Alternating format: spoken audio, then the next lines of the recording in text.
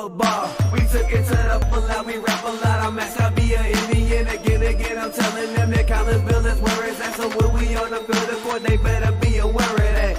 They scared of that. Of course, glad to say that I'm a Kahok. I'm about to graduate. Yeah, you know what it is. Collinsville High School, a champions. Yeah, screaming that's us. And when we on the white and purple, we shut it down for the school and the sports team. White and purple, white and purple, white and purple, white and purple. White and purple, yeah, I know you see it. You see the chaos and you tell yourself you wanna be it. I go to CHS, so I am a champ. I ran this game so long, I'm starting to get a stomach cramp. Class of 1, 2, but we're number 1. Shout out to all my juniors, yeah, you know we get it done. White and purple, you already know. It's little easy peasy and that boy lay low. Yeah, you know what it is. Collinsville High School, a champions. Yeah, screaming that's us. And when we on top, boy, quit fussing. All around my town, everything is white and purple, white and purple, white and purple, white and purple. We shut it down for the school and the sports team. White and purple, white and purple, white and purple, white and purple. I'm on my white and purple, Scarface and DJ Screw. We on the peak of the mountain, best at what we do. Yeah, we the champs, homie, but we ain't selling shoes. These boys bleeding purple, call us the chief and crew. Ain't no gotta do it big, cause I don't play with sports. I play my cards right, now a good report. When Dub 12 comes, it's time to roll off. I'm the back cause everybody rolling with me, K-Hawks. Yeah, you know what it is. Look, all the freshmen, all the boys, High school champions. yeah, they know what it is. All around my town, everything is White and purple, white and purple, white and purple, white and purple. we shut it down for the school and the sports team. White and purple, white and purple, white and purple, white and purple. Yeah, you know what it is. Collinsville High School, a champions. Yeah, screaming that's us. And when we on top, boy, quit fussing. All around my town, everything is white and purple, white and purple, white and purple, white and purple. We shut it down for the school and the sports team. White and purple, white and purple, white and purple, white and purple.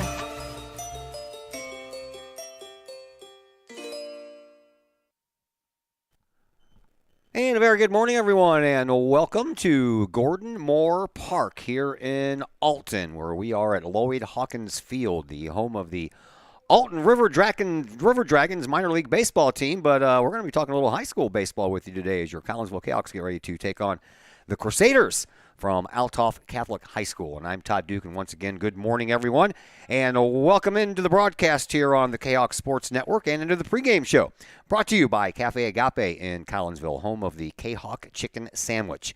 Cafe Agape coming up on celebrating 10 years in business in Collinsville, been doing their thing since 2012, and that thing is offering catering and some of the best home-cooked food in the area. You have a big event coming up, a wedding reception to plan, a business luncheon, any kind of a meeting or a convention. Well, you need to give Cafe Agape a call. They can hook up your function with some great food. 345 Cafe is their number. That's Cafe Agape, 345-2233.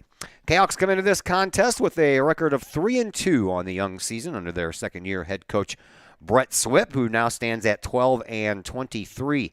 If you add in this year's 3-2 mark, will be opposed today by Althoff. The Crusaders come in at 1-3 on the year under their fifth-year head coach Rich Sauger, and with that 1-3 record this year, they are now 37-44 for Mr. Sauger in his time. Kahawks, they're coming off of an 11-0 win at GCS Ballpark in Sauger versus Plano on Thursday. Kahawk pitcher Jackson Perro with a complete game no-hitter. He faced 17 batters, struck out 15 of those. All of the outs in that game were a strikeout. Perro did walk 2 in the game, so he lost the perfect game, but he did get that no-hitter. And at the plate, Curtis Schaff, he went 3 for 3 with 4 runs batted in, a run scored, and 4 stolen bases. And young Mr. Schaff will be the pitcher on the mound today for your Collinsville Kahawks. For Althoff, their last game was a 5-4 win at Waterloo. That was back on Monday. They had 2 home games canceled or postponed Wednesday and Thursday versus Marissa and Columbia, respectively. At Waterloo, Althoff scored all of their runs in the third and the fourth inning. Waterloo battled back with a run in each the fourth, the fifth, and they added two more in the sixth, but no answers in the seventh as Althoff held out for their first win of the season. They had a home run, a three-run home run from Hank Gomrich, and Amari Quinn also hit a home run in that win over Waterloo. All right, had a chance just a little while ago to catch up with Collinsville head coach Brett Swip, and we'll pass that conversation on to you next as the Cafe Agape pregame show continues here on the Kahok Sports Network. Cafe Agape serves up some of the best sandwiches, burgers, pork steaks, meatloaf, fish, and more in Collinsville. And yes, they still cater. Wedding receptions, luncheons, business meetings, and much more. And Cafe Agape is your destination for all of your holiday and party favorites, both main courses as well as delicious sides. Cafe Agape in Collinsville is the only place to pick up a Kahok sandwich or dog and the new Flamin' Kahok sandwich. Cafe Agape, check them out at 703 St. Louis Road. Give them a call at 345-CAFE. That's 345-2233. And don't forget to tell them Stewie sent you. Do you have a big land improvement project that requires some outside help? Call Petroff Trucking Company. The Petroff Companies have been shaping the metro area since 1975. Family owned and operated, Petroff Trucking Company can do the job and do it right. Hauling, excavating, and grading, they do that and more. Petroff Companies also has roll-off dumpster rentals. They also specialize in dirt and rock sales. Petroff Trucking Company can help you develop your land for your needs. Petroff Trucking Company. Check out their website, petrofftrucking.com, or give them a call, 618-797-6100. Petroff Trucking Company, shaping the metro area since 1975. Code 3 Barbecue Supply, home of Code 3 Spices, is first responder owned by proud Kahok alums. Located at 302 East Main Street, Code 3 Barbecue Supply is your home for one-of-a-kind everything barbecue headquarters, providing the best American-made barbecue grills, smokers, rubs, sauces, accessories, and cooking expertise from professional barbecue experts. Code 3 Spices provides award-winning rubs and sauces and donates 25 cents a unit sold to first responder and military organizations to aid the fallen and assist with suicide prevention and PTSD awareness. Stop on by. See the guys at Code 3 Barbecue Supply for all of your cooking and grilling needs. Code 3 Barbecue Supply, home of the Memphis in May first place world champion Patriot sauce. Learn more about their products and mission in giving back to those who serve at code3spices.com. Hi, Purple and White fans. This is Dan Mode, class of 1989. I'm with New American Funding. Myself and New American Funding are proud sponsors of Kahok Athletics. As we have great coaches at CHS on all the courts, fields, and tracks, we like to coach you through the home buying process and refinance process. If there's ever anything we can do, I can be reached at 618-973-5343 or www.danmodeloans.com. Let's support our student athletes at CHS. They deserve the best. Thank you for your time, and go Kahawks.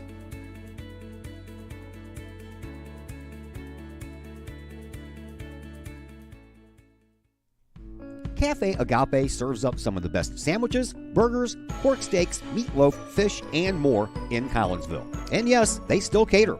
Wedding receptions, luncheons, business meetings, and much more. And Cafe Agape is your destination for all of your holiday and party favorites, both main courses as well as delicious sides. Cafe Agape in Collinsville is the only place to pick up a Kahok sandwich or dog and the new Flamin' Kahok sandwich. Cafe Agape, check them out at 703 St. Louis Road. Give them a call at 345-CAFE. That's 345-2233. And don't forget to tell them Stewie sent you.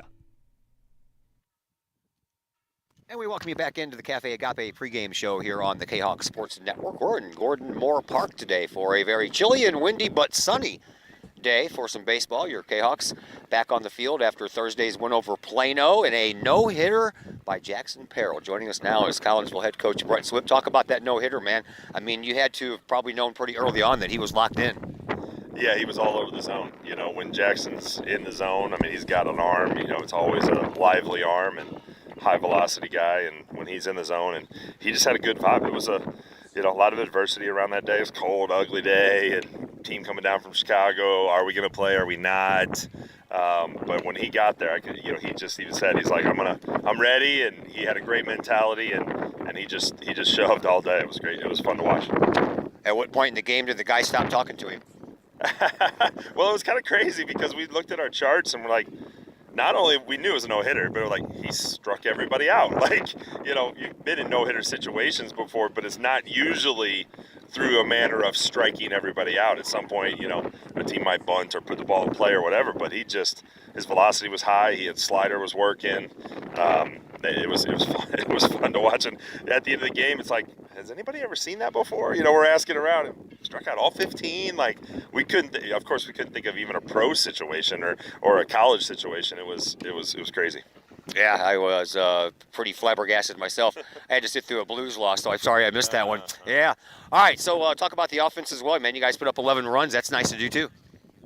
Yeah, we've had a focus on base running, generating stuff. We had 13 stolen bases that game, so that put a lot of pressure on them. And then they made some mistakes, and then we got a big hit. So we have a fairly quick team. We're above average in speed all the way up and down the lineup. So we're really been spending a lot of time trying to improve our base running to make our offense even more potent. So yeah, that was a fun game. We scored runs differently. It wasn't just long balls. There wasn't going to be any long balls there. The wind was it was just cold and blowing in, and so we needed to put pressure on them, drop a couple bunts, get a couple base hits. So we did that. Well, once again, we're going to have to pivot here and cut off Mr. Brett Swip in the pregame interview because it appears that we're going to start early. No one told us, so we came on at the regular time thinking we had a 10 o'clock start, and here we are about 7 minutes away from 10 o'clock, and we're just about ready to get going here. There's no PA announcer, no scoreboard operator, so no lineups to announce, no national anthem to play, so I guess everybody's decided we're just going to go ahead and get started here a little early. So here we go. Althoff coming up to the plate first, of course, in the top of the first inning. And they'll lead off with center fielder Kyle Fitting. He's walking up to the plate now. He'll be followed in the order by their pitcher, Hank Gomrich. Tyler Tiemann plays left field and bats third. Nolan Mendoza is the designated hitter, and he'll bat in the fourth spot. Lefty Curtis Schaff is on the mound for Collinsville. Here's the first pitch of the game. It's a swing and a miss by Kyle Fitting, and we are underway. Fitting has not had a hit yet this year, so no numbers to tell you about for the Althoff center fielder as we welcome in Chris Kettler on the other microphone. A little bit of an early Saturday morning start, eh, there? Well, everybody's here. Let's get it going here. Beautiful day except for the wind. Yeah, the wind is horrible, but luckily for us this time it's blowing behind the press box straight away out to center field, so we'll see if anyone can launch anything today as Schaff lets go another pitch. This one's high, and it's 1 ball, 2 strikes, the count to Kyle Fitting. And for Curtis Schaff this year, he has played in 1 game. He's pitched just a couple of innings. He's given up 4 runs. All 4 of them were earned. Gave up 5 hits in those couple of innings worth of work. Here's a smash shot. Third baseman, what a diving stop by Lemansky. The throw is in time for the out.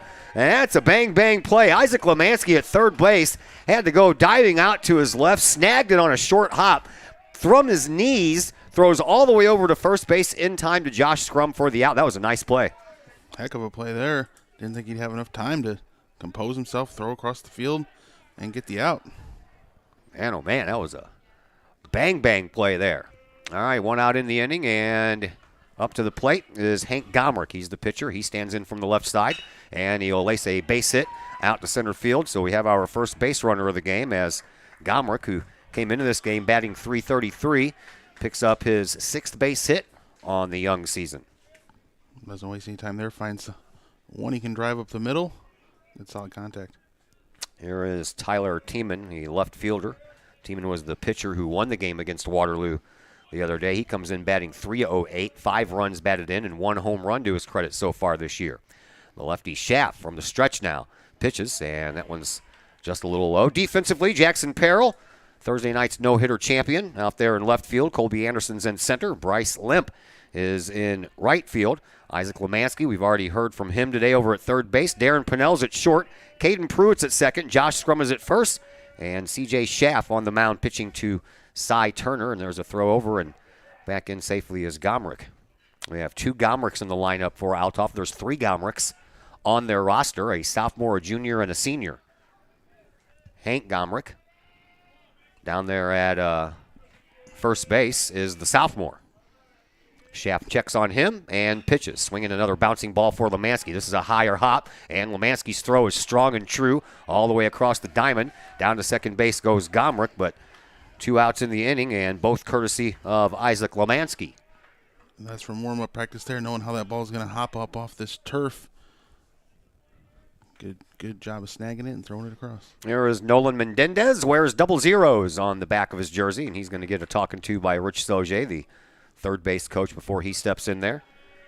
And Mendoza coming into this game batting .231 with a couple of runs batted in. He has an opportunity for an RBI here. Top of the first, we're just underway. Glad you're with us here on a chilly Saturday morning, albeit sunny. We're happy about that after about 3.5 days of nothing but solid cloud cover. It's nice to see the sun. Gomrich dancing around over there at second base, and the pitch by Schaff is outside. Ball 1. Jacob Bleich, the senior, waiting on deck. He's the shortstop for Alton. We have 0-0 to the plate now, and we have 8s on deck. Schaff checks on Gomrich and pitches. That one's on the outside corner. 1-1. Chris Keller got the scoreboard working out here. There's nobody to operate it, so he said he's going to slide over and put the runs up every time. If I can figure it out, I think I might have it figured out. Not, I might just need to turn it off. And Schaff throws over to second. If it would have been on the other side, might have had a close chance at it, but it was on the second base side, the first base side of second base, excuse me, and that was close, but not close enough. Schaff, he's ready for another. 2 outs in the inning, runner on at second base.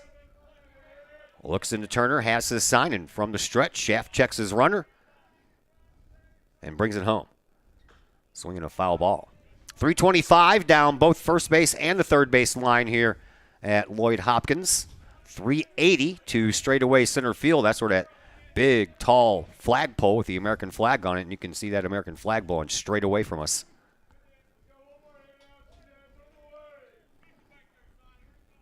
Schaff ready with the next pitch to Mendoza. Here it is. That one skips off the turf and goes back to the screen, and on his way to third base is Hank Gomrich on a wild pitch. once it gets past the catcher, it's got a long ways to go back to the screen and the brick wall back there. So the runner easily moves up. There's a big netting right in front of us, and I think that's messing with the camera a little bit there on the right-hand side of the screen, just because of the way the sun's shining on that netting. Here's the next pitch to Mendoza. Swinging a foul right into the glove of Lemansky, and Lemansky has had himself one whale of an inning. That was a screaming shot down the third base line that would have scored the runner no problem at all, but Lemansky is the man with the plan right now, as he's responsible for all three putouts here in the top of the first. We head to the bottom of the first, and Collinsville coming to the plate for the first time here today. We'll be right back to tell you all about the bottom of the first after a timeout on the Kahok Sports Network.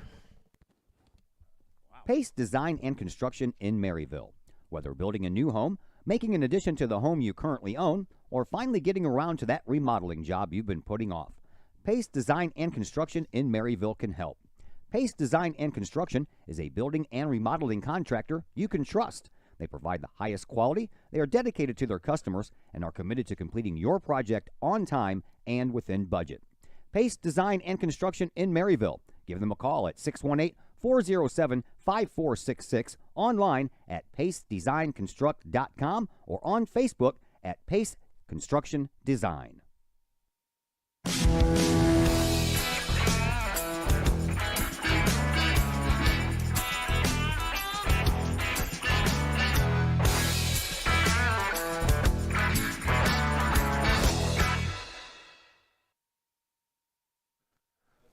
Back here at Lloyd Hopkins Field, Todd Duke, Chris Kettler along with you. And we're happy that you're with us We bring you some Kahok baseball. I wasn't even supposed to be in town this weekend. I was supposed to be in Peoria going to a concert, but that concert was canceled. The lead guitarist stricken with pneumonia and was hospitalized for about 4 days. He's out and better, but doctor said you better not perform for the next couple of weeks, so they've canceled all their shows all through the first week of April. So I decided to go ahead and add this game on, and here we are. Is that your trip to Peoria? Yeah. It was supposed to be. Went to the Blues game Thursday night, so that caused me to miss that. I was going to do that game as well.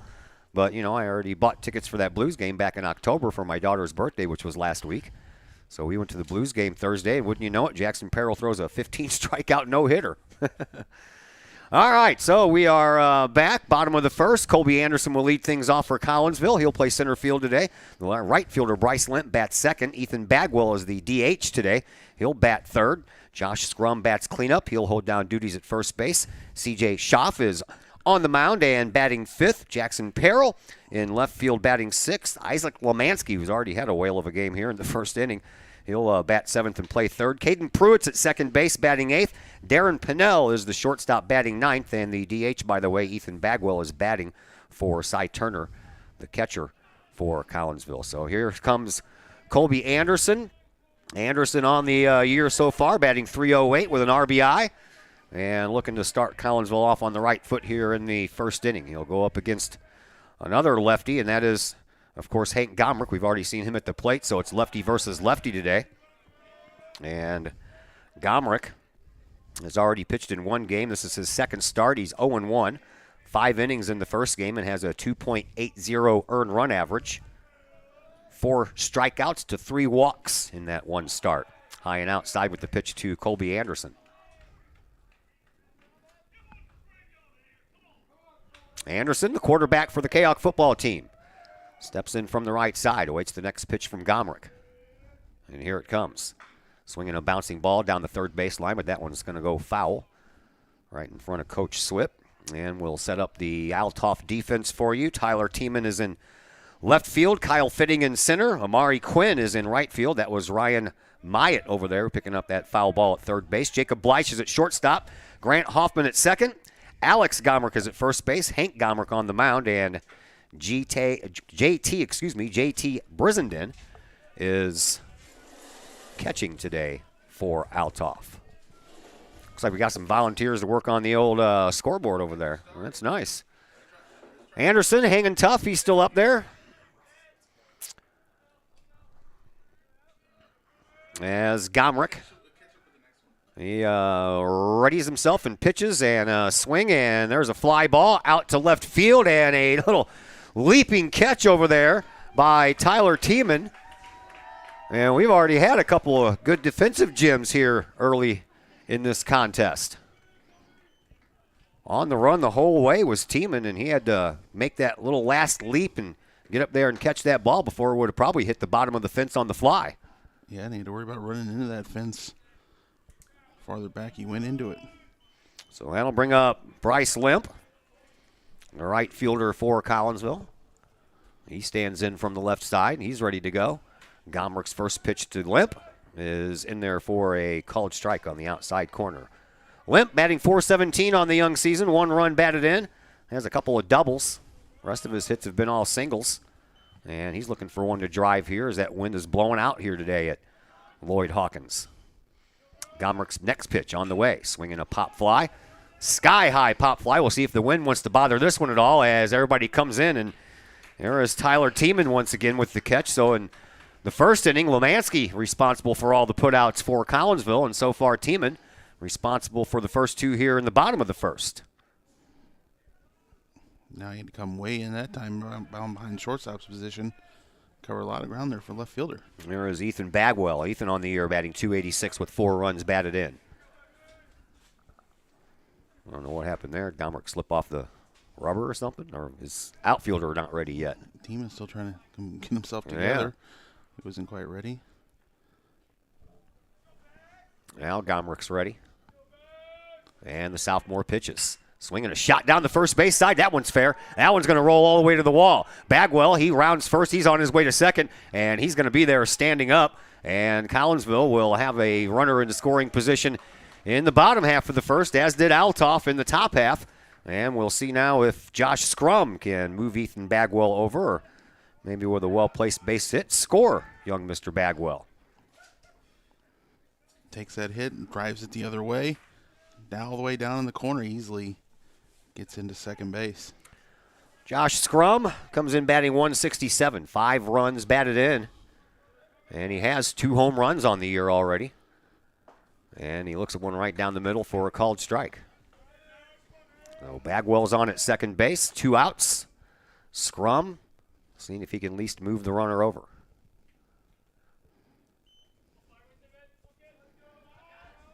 Gomrich steps off.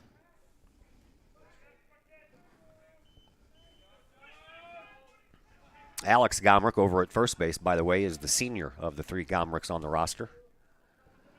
Here's the younger Gomrich's pitch, and it goes right back past him off of that mound, and it takes a slow roll to second base. Throw is in time for the out. So the play goes 4-3 for out number 3, and each team has now stranded a runner here in this game, and we're only into the first inning. Top of the second, that is coming your way next on the Kahok Sports Network. Just because you can cut your own hair doesn't mean you should. The Shop, a great place in Collinsville for men and boys haircuts, is where you should take your hair. The Shop is owned and operated by Collinsville High School graduates Danny Kress and Jody Neiman, and is located at 103 South Seminary Street in Uptown Collinsville. The Shop isn't just another place to get a haircut, as Danny and Jody take great joy in getting to know their clients and look forward to turning those clients into friends. When you sit in a stylish chair at the Shop, Jody and Danny pride themselves on getting to know you well enough to say the usual. So, men and boys, if you're tired of the same old cookie-cutter approach to haircuts, check out Danny and Jody at the Shop. You may just walk out with not only a fantastic cut, but you may also walk out with a friend or 2. The Shop in Collinsville, 618-772-7175. No appointment necessary. The Shop, 103 South Seminary in Uptown Collinsville. Todd Duke, Chris Keller back with you from Alton. Gordon Moore Park is where we are. If you've ever been here before, this is a big sprawling park. It's got about 4 or 5 baseball diamonds on it. And this is the crown jewel of the baseball diamonds out here. And this is where the Alton River Dragons minor league baseball team plays. So, for my first time here, it's kind of a cool little antiquated park. I like it. Spent a lot of time here way back in the day. A lot of Legion games are always played here, tournaments. And we are underway in inning number 2, and C.J. Schaff is on the mound for Collinsville for his second inning work. He'll face the middle of the order, and Jacob Bleich, the shortstop, Alex Gomrich, the first baseman, and Amari Quinn, the right fielder here in the top of the second inning. Next pitch, high and outside, ball 1, 1-1. Bleich on the year, batting just .091 right now with 1 run batted in. He's their senior leader, had a lot of experience from last year, and this one is popped up, and it's in foul territory, and in foul territory, Josh Scrum makes the catch for out number 1. late swing on that one, and off the end of the bat, that's all he could do. Ends up going foul. The Kahawks make the catch. So 1 away, and that'll bring up Alex Gomrich, the first baseman, also one of the senior leaders. And he is leading in the batting race right now. Well, him and his younger brother, Hank, are both batting .333. Alex looking for his first RBI, while younger brother Hank has a 6 RBI shot. And this one's a fly ball all the way out to Bryce Limp, and Limp on the run just kind of reached up and snagged that one before it had a chance to fall to earth. That wind pushing out that way, really had to get on his horse and cover a lot of ground, make that catch. So 2 quick outs here, and up to the plate comes Amari Quinn. Quinn on the year. He has a home run as well, hit one the other night against Waterloo, comes in batting .250 with 3 runs batted in. He stands in from the right side, and the first pitch is high and off the glove of Turner and back to the screen. Collinsville wearing their purple jerseys with the white trousers. Althoff all in white. They have a little midnight blue speckle in there with some of that gold lettering. Collinsville, of course, their white lettering in the purple and white colors. Swing and a miss on a high pitch outside by Quinn, and it's 1-1. Tough pitch layoff there. Starts in, but then it tails away. Put a big swing on it. Not there. Lefty Schaff ready with another. And here's the 1-1. Outside again and high. This time he didn't offer at it. Did Quinn. That one stays up high a bit. Ryan Myatt in the on-deck circle. As Schaff is ready with another. To Quinn. Here it is. Swing and a miss. He went golfing. So he's offered at a high one, offered at a low one, and missed both. 2-2. Really makes the batter have to adjust there. Coming inside, down at the feet. Originally, this game was supposed to be a home game at Woodland Park, but most grass fields these days aren't playable right now after all the 3 days of rain. He offered it that one, did he not? And no one's going to check? I think he called it a foul ball. Did he? Okay. Made a little contact with it. Well, I just heard it hit home plate. I didn't hear it hit a bat. You know that thud that ball makes when it hits home plate. Yeah, count remains 2-2. So another 2-2 pitch on the way. Swing and a miss, and down on strikes goes Quinn. First strikeout on the afternoon, or excuse me, on the morning for C.J. Schaff, and we will head to the home half of the second inning, and right now we are scoreless, and we're back with the home half of inning number 2 in just a moment on the Kahok Sports Network. The Junior Service Club of Collinsville has been a proud supporter of KahokSports.com and the Kahok Sports Network from day one. Since 1934, the Junior Service Club of Collinsville has been providing women in the community an opportunity to make a difference with fundraisers and projects, all that go towards helping the needy in Collinsville. If you would like any information on any event sponsored by the Collinsville Junior Service Club, head to Facebook, type in Collinsville Junior Service Club, and then click on the event tab. We thank the Collinsville Junior Service Club for their continued support of the Kahok Sports Network and KahokSports.com. Drink it in.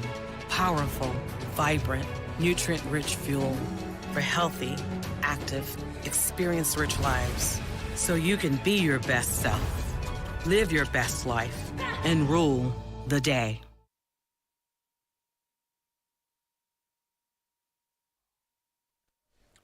Back here in Alton, Todd Duke is my name, and Chris Kettler on the other microphone as we've moved to the bottom of the second inning. It'll be C.J. Schaff, Jackson Perrell, Isaac Lemansky due up for Collinsville. If anyone can get on, Caden Pruitt will have a chance to bat. So far, each team has had a hit. Each team has left a runner on base, and that's where we stand. What are you doing over there? I had something queued up. Playing on your phone. So we looked up, of course, Jackson Perrell pitched that no-hitter on Thursday. We were all asking the same question. When was the last time someone from Collinsville pitched a no-hitter?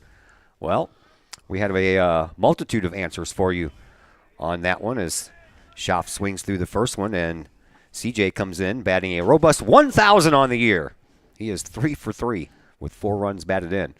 Yeah, so you want to go back to one pitcher only in a no-hitter in a complete 7-inning game. That was back in 2014, and Tanner Houck had a combined no-hitter a couple of years ago with, who was that? That was Braden Limp, and it's on my phone. But I sent it to you. I'd have to look back what we had. It was some stuff against Koki and East St. Louis. Yeah. Had a 4-inning no-hitter against East St. Louis, and that was Garrett Morski. Garrett Morski, yeah. He's struck out 10, walked 1. Yeah. In 2018.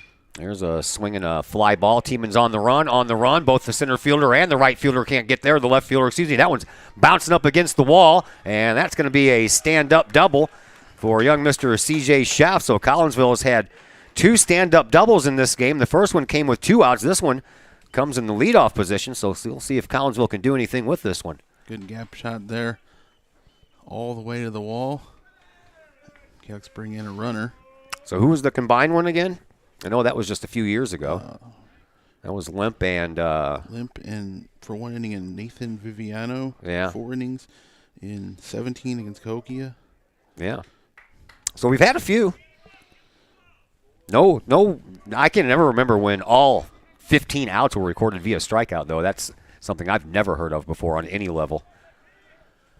Runner at second base is Schauf. He gets his lead, and a swing and a miss there by Jackson Perrell, Thursday afternoon's hero. Jackson coming into this game, batting 111, looking for his first run batted in. He's got an opportunity here with Schauf at second base after a leadoff double. And Gomrich ready with another pitch to Jackson Perrell. Here it is. Down low. Yeah, and then you had Tanner Houck in 14. Yeah. You have 2 unearned runs in a 3-2 game. That was still a no-hitter. Yeah. So Houck's in the major leagues. Yes, he is. 1-1 the count to Jackson Perrell. Gomrich from the stretch. Brings it home. That one's into the turf. There's a throw down to third base and not in time. And Schauf now on at third. Collinsville's been stealing some bases this year, that's for sure. 24 stolen bases on the year. That averages out to a lot, considering you've only played 5 games. 4.8 per game, only been caught once. That was going to be, that's not a stolen base, by the way. He made it over there on a wild pitch that bounced into the catcher. Catcher had to grab it and sling it on down, and it was not in time. And it's a 2-1 count now against Perrell with a runner just 90 feet away. Gomrich brings another delivery home. Swinging a bouncing ball right past the third baseman. And there is Jackson Perrell's first run batted in of the year. And Collinsville leads by a score of 1-0. Piece of hitting there, puts the Cahoks on the board. The aggressiveness moved the runner over on the pitch down in the turf. Cahoks pieced together something real quickly here in the second. That's what you got to do when you have a leadoff double. Better be able to score him. Lemansky will come up. He's already had a whale of a defensive game at third base, and he has a runner at first base. Gomrich checks on that runner and brings it home. Runner goes, pitches inside, and not even a throw.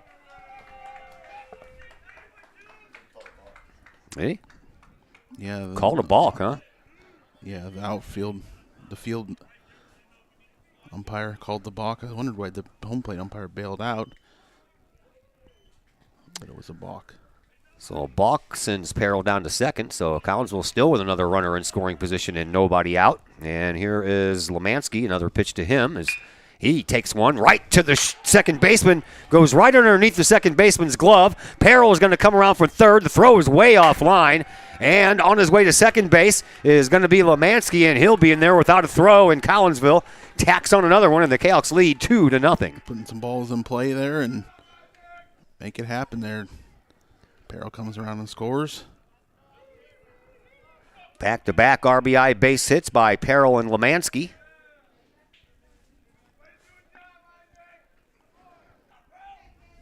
And that'll bring up Caden Pruitt.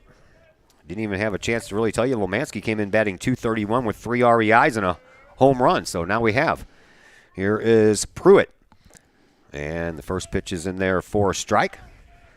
Pruitt looking for his first base hit of the year. Be a good time for it.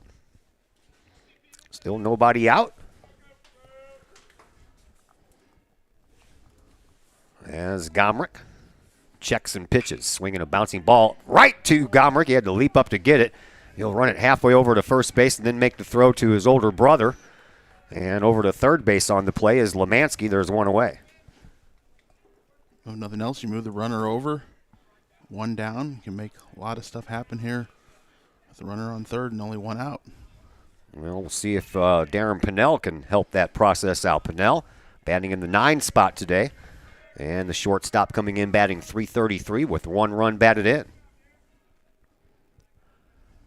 Gomrich been working from the stretch here in the first 2 innings. Pitches outside, ball 1.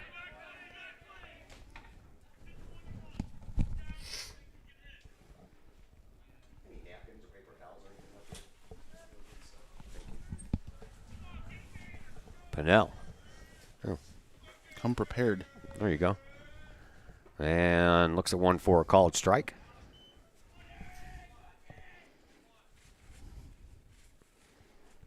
It's cold weather, man. I tell you what, my nose doesn't stand a chance. Cold, warm, cold, warm. I'll take this as opposed to early in the week when Oh, yeah. both Me too. softball games got rained out. It was nasty out this week, just nasty. Anything where we can just play. There's a 1-1-2 Pennell. He waits for it, and a bouncing ball over the pitcher. Second baseman has to wait for it. Double clutches and throws just in time for the out, but Lemansky will come home and score on that big bounding infield ground ball, and Collinsville takes a 3-0 lead. Yeah, on the turf, it really just kind of bounds up real high, and the second baseman has to come in and get it and wait for it. Has no chance to throw the runner out. If we're playing on grass or something with it being soft or something, it really probably could have died and stayed in front of the second baseman. Swing and a miss by leadoff batter Colby Anderson. Anderson flew out to left fielder Tyler Tiemann his first time up. And the base is now empty and 2 outs, but Collinsville has a 3-0 lead.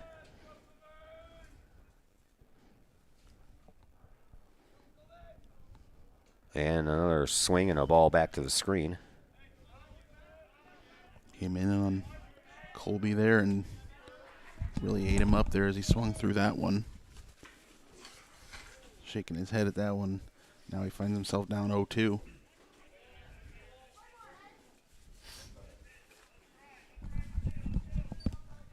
So 0-2 to Anderson. Gomrick, I think he just likes to work from the stretch anyway. Swinging a high fly ball. This one's going to send back the right fielder Quinn, and Quinn, right in front of the warning track, makes the catch, and the inning comes to a close. But Collinsville picks up 3 runs on 3 base hits and take a 3-0 lead as we head to the top of the 3rd inning, and we're back to tell you all about it in just a moment here on the Kahok Sports Network. All Pro Tees in Caseyville is your place for custom apparel and has been for over 20 years now. Why? All Pro Tees can handle any size project, big or small, and they specialize in large group orders. At All Pro Tees, quality is number 1 on their list of priorities, as is evident by their excellent customer service. Did we mention All Pro Tees has over 20 years of experience? They can even help with fundraisers and event merchandising for your group. So for all of your apparel needs, for civic groups, sports teams, business outings, or even a family reunion, your apparel needs stop at All Pro Tees. All Pro Tees in Caseyville, right across the street from Kahok Stadium. Online at allprotees.com or on Facebook at All Pro Tees. Or call All Pro Tees at 344-2200. Plumbing or electrical problems? Is your AC or heater on the fritz? There are dozens of companies out there, but do you really know who you're letting in your home? Trust Tiger. Our technicians are clean-cut, drug-free, and background-checked. What other company can make this bold statement? Our 24-hour emergency service will ensure your plumbing, heating, AC, and electric are up and running no matter what time of day it is. Schedule your appointment today. Tiger Plumbing, Heating, Air Conditioning, and Electrical Services. We earn our stripes every day. Todd Duke, Chris Kettler back with you from Gordon Moore Park. Lloyd Hawkins Field, home of the River Dragons. Here's a swing and a miss by Ryan Myatt. It'll be Myatt and JT Brizenden, and then back to the top of the order and Kyle Fitting here in this top of the 3rd inning. Collinsville with a 3-0 lead after plating 3 in the last half inning. Schaff pitches again, swing and a miss, and quickly in an 0-2 hole is Ryan Myatt. And Myatt comes in batting .300 with 1 run batted in so far on the year.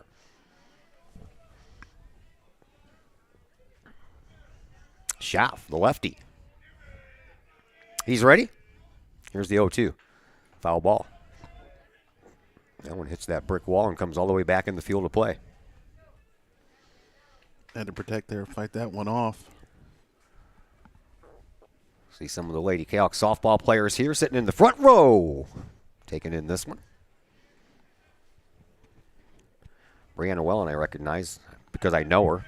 All I see is the backs of the heads of the other ladies, so I have no idea who they are right now. Schaff's ready. He's got another 0-2 pitch to the leadoff batter, Ryan Myatt. Here it is. It's high, ball 1.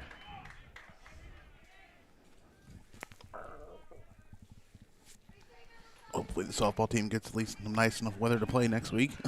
That'd be nice. Instead of rainouts. Yeah. I know they have a game Wednesday and Thursday. Swing and a miss. Down on strikes goes Myatt. Second strikeout for Schaff, and that's his second in a row. Kahok's have some fun throwing the ball around the infield after the strikeout. And here is the catcher, J.T. Brissenden. He stands in from the left side with hair that covers the top of the number on his back. Schaff ready. Lefty versus lefty here. Outside, ball one. Brissenden batting 125 on the year. Has just one hit, and that was a double. Inside, but got the corner, 1-1. As for the baseball team, not having Fletcher Field able to be played was actually probably for the better this week with all the rain. Oh, yeah. Moved the 2 games here this week, this game and the game the other day, to turf fields. Yeah, that sod should be set now, that's for sure. There's a foul ball out of play. We have a couple of nice little cool decks built on top of both the dugouts here down the third and first base side. Those are pretty cool. No bleachers, just some folding chairs. 1 ball, 2 strikes the count to Brissenden. Here's the pitch. Swinging a shot right back to Schaff. Look what I found, he said.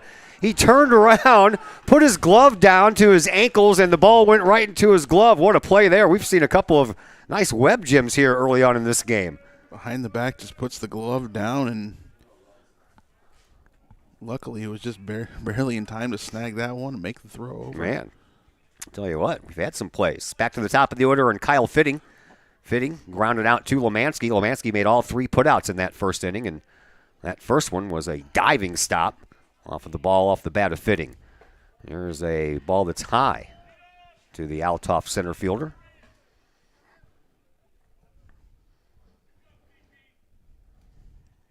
Schaff ready with another one. Here it is. Swing and a miss. 1 ball, 1 strike to count.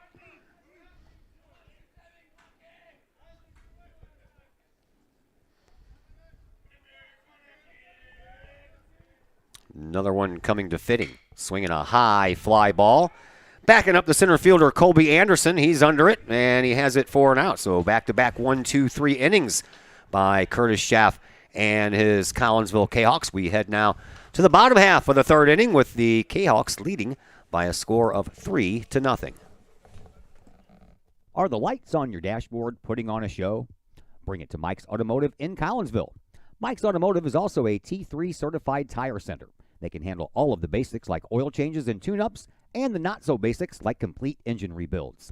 Mike's Automotive also has 24-hour towing and has 3 locations: Millstadt, St. Louis, and in Collinsville.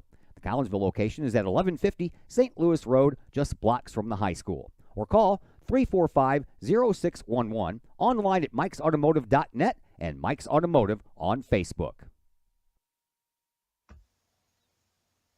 Pack Mail of Collinsville, locally owned and operated by Ryan Combs. Pack Mail can ship anything, anywhere. They treat you like a neighbor because, well, you are a neighbor.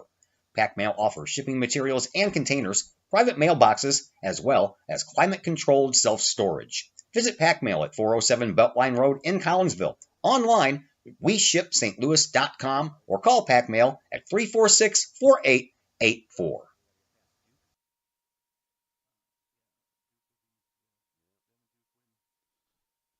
And we welcome you back once again to Gordon Moore Park here at Lloyd Hawkins Field. Todd Duke is my name. Chris Kettler's on the other microphone. Glad that you're with us. Beautiful Saturday morning, albeit a little chilly and windy, but at least we have some sunshine. And we have a 3-0 Collinsville lead right now, so that adds on to the pleasure of the start of the day here on a Saturday. Me and the missus are going to come back up here after a little while anyway and go up to Godfrey. Hang out for a little while at Riverbender Records and do some record shopping and stuff like that. They know the guys over at Rich's Record Emporium in Collinsville, so it's kind of cool going in there. They already kind of know who we are when we walk in. Hey, you're the guys from Collinsville. Yeah, we are.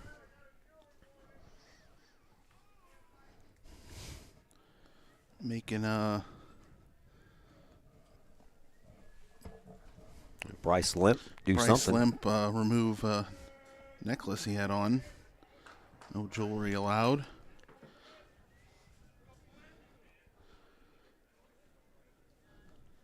So Limp had to take care of that. He comes back up. It'll be Bryce Limp, Ethan Bagwell, and Josh Scrum here in this inning for Collinsville. Now the umpire came around and talked to the catcher, waved Limp out of the box there as they talked to each other. Now we're ready to go. Limp popped up his first time up, did so to left fielder Tyler Tiemann. Tiemann had to come in and catch that ball in the wind wobbled situation that the ball was in, and he did that right behind shortstop. Gomrich ready with a 1-0 pitch. Here it is. Swinging a foul ball.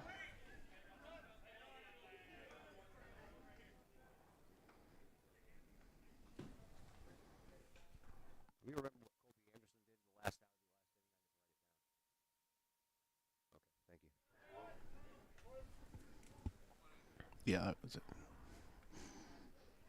I do that sometimes. I forget to write stuff down. Swinging a high fly ball. That is going to send the right fielder Quinn back, and that one's gone. Home run by Bryce Limp. And Collinsville adds on to their lead 4-0, courtesy of the first long ball of the year by Bryce Limp for Collinsville. Great drive there by Limp. Overall, it was a weird at bat. He kind of froze him out at the beginning of it, back and forth, and the first pitch was high up over his head, but didn't take him long to drive one that he could get a piece of. Yeah, I got it up in that wind. That helps also. Yeah, the wind is blowing out. Looks like Colby Anderson's last out. Yeah. And the second was a long one to right. Here's a little bender that misses the outside corner to Ethan Bagwell. Bagwell doubled his first time up, but that came with 2 outs, and he was left stranded. So the Kahawks now with 4 runs on 5 base hits. Bagwell has one of those. 3 extra base hits, 2 doubles and a home run here so far for Collinsville. Now see how the pitcher responds to this. 2 pitches outside. Yeah, 2-0 to Bagwell. He got rattled from that home run by Limp.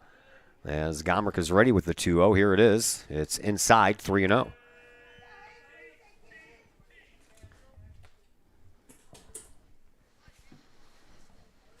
These two teams didn't play each other from 2000 to 2006, and then they didn't play each other in the 17 or 18 season as well, but they've renewed the interest of this little rivalry here in the last couple of years as Gomrich finally hits the outside corner, 3-1 now to Ethan Bagwell. Gomrich's next pitch on the way. Bagwell, he skies one out to right field. Quinn's going to have a little easier time with this one as far as the distance is concerned, but that wind really messes with it, and he ended up having to take in about 5 more steps to his right than where he originally started. The wind ain't letting up, and it's going to be wild out there for these outfielders for both teams. Oh, yeah, it's supposed to be windy all day. Here is Josh Scrum. Scrum, he grounded out with Bagwell at second base in the first inning. Grounded out to the second baseman, Hoffman. And he squares the bunt, bounces it right in front of the plate. The catcher, Brizenden, picks it up and throws. And that's out number 2. A rare 2-3 put out. Tough play by the catcher to get with that one and might go up the line like you normally would bunting. It was dirt, but then it kind of went to his left, and he had to stay with it and then adjust a bit to throw it down to first base. Here is C.J. Schaff, who led off the second inning with a double. Collinsville scored 3 runs in that inning. Here's one back up the middle, past the pitcher, to the second baseman. Long throw, safe. Tell you what, Hoffman had a long way to go right there behind second base bag. A little bit off to the first base side, and that ball whizzed right past the glove of Gomrich and flying down the first base line all the way with Schaff, and he's on there with his second base hit. Pitcher might have got a little bit on it and slowed it down. The shortstop had a harder time getting to it and tougher throw. That'll bring up Jackson Perrell. Perrell knocked in his first run batted into the year with a single. In the last inning, Schaff goes, and there is no throw. And Wasting no time with the runner. Got a courtesy runner, do we? I believe so. Can't see, the number's so small on the front. 51. That's what we're being told. No roster. Oh, yeah, I got a roster. It's on my thing. Oh, now we got him in a rundown, yep. And they're going to tag him from behind. And so the third out is made on the base paths, as being tagged out was Matthew Shelton. Okay. And that will end the inning. So Jackson Peril will lead off the next inning instead of batting in this inning. But Collinsville picks up another run on a couple of base hits, including a solo home run by Bryce Limp. As we will head now to the top of the fourth inning, Collinsville extends that lead, and now the Kahawks lead by a score of 4-0. Brady Pest and Termite Management in Caseyville. Brady Pest and Termite Management is your local pest control source. The Midwest offers its fair share of pest problems, and Brady Pest and Termite Management is up to the challenge. Whether it's pesky rodents in the cold winter months or ants, spiders, and other pests in the warm months, Brady Pest and Termite is your solution. And termites? Brady Pest is tops in the Metro East in termite management.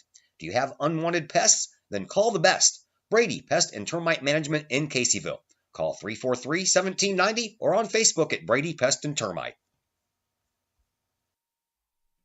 Collinsville High School alumni Stacy Lauenstein, CHS class of 91, Lisa Bassetto, Sarah Sulke, and Tracy Limp, CHS class of 94, Tony Geisen, CHS class of 96, and Kevin Robinson, CHS class of 99, want to wish all of our Kahawks a great year. We look forward to cheering you on and supporting you. Work hard on the court and the field, as well as in the classroom. Remember, once a Kahawk, always a Kahawk. Hashtag Kahawk Family. Welcome back to Gordon Moore Park here in Alton. We are at Lloyd Hawkins Field, home of the Alton River Dragons minor league baseball team. Who do they play with? They play with, the Cape Cadfish, the O'Fallon Hoots, the Springfield Sliders, Quincy Gems, the Danfield Dans. That's like the best name ever. You couldn't go with anything better than that.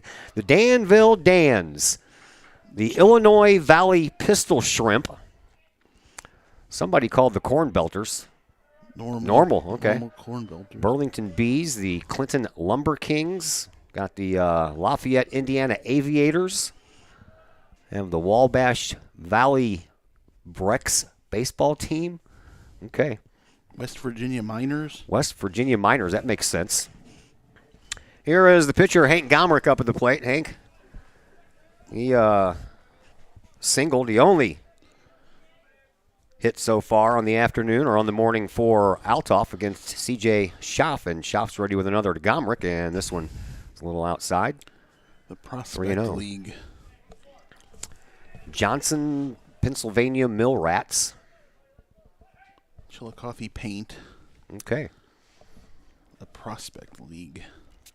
The Prospect League. I was a play-by-play announcer for the Idaho Falls Padres back in 2001. That was the low A team for the San Diego Padres, and that was the Frontier League. That one's on the outside corner, 3-2. So from 3-0 to 3-2 to Schaff. I got to visit such lovely places like Medicine Hat, Alberta, Canada, Cheyenne, Wyoming, Provo, Utah. Schaff's ready with a 3-2, swinging a high fly ball. On the move is Peril, and he is going to get there, and that one's going to bounce over the wall. Put that glove up, just missed, and then it hit the warning track and bounced over the wall for a ground rule double for Gomrick. It's again hard to figure out what the ball's going to do with this wind. Not have seen it too well off the bat either. Luckily, it didn't go bouncing around all over the place and keeps on running all over the place, bounces out of play, and it'll be just the ground rule double. Just the second hit on the afternoon for Althoff.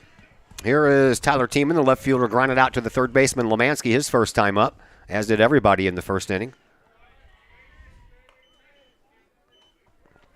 First pitch misses.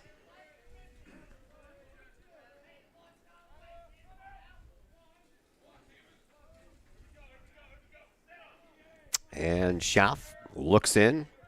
Two-side Turner, his catcher, checks on his runner at second base. and pitches.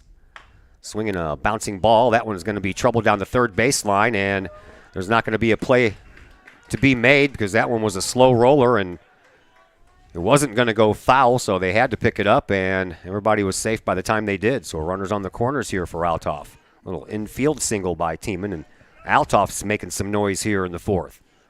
Just had to get it and eat it there and not let the runner move from second to third anymore as they come in runner for the runner at third. So runners on the corners for Nolan Mendoza.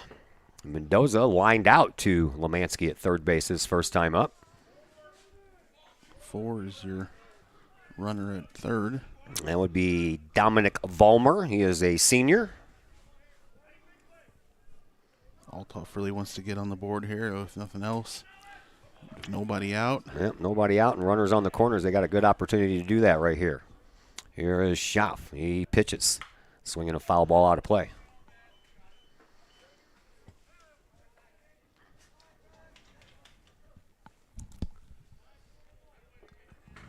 Also let Marquette play here. This is Collinsville's second game here this year, isn't it? Yeah, part of that. PBR showcase. PBR showcase. They played Galesburg Silver Streaks here last Saturday. Yeah. 1 ball, 1 strike the count to Nolan Mendoza, the designated hitter. Batting today for the second baseman, Hoffman. Shop with runners at first and third, throws over to first, and back in safely is the runner, Tiemann, and that was a nice pick over there by Josh Scrum as that ball was going a little wide. Trying to be a bit deceptive on the pickoff move, and the throw wasn't quite up to par. A little high and outside with the next pitch, 2-1 now, the count to Mendoza. Everybody playing deep today with that wind blowing out. No exception here at this at bat for Mendoza. A little pull in the outfield. Here's the pitch, high and outside. Ball 3, 3-1. This is something Schaff hasn't done, really fall behind on batters with a couple runners on base. A little pressure's on. That it is. Schaff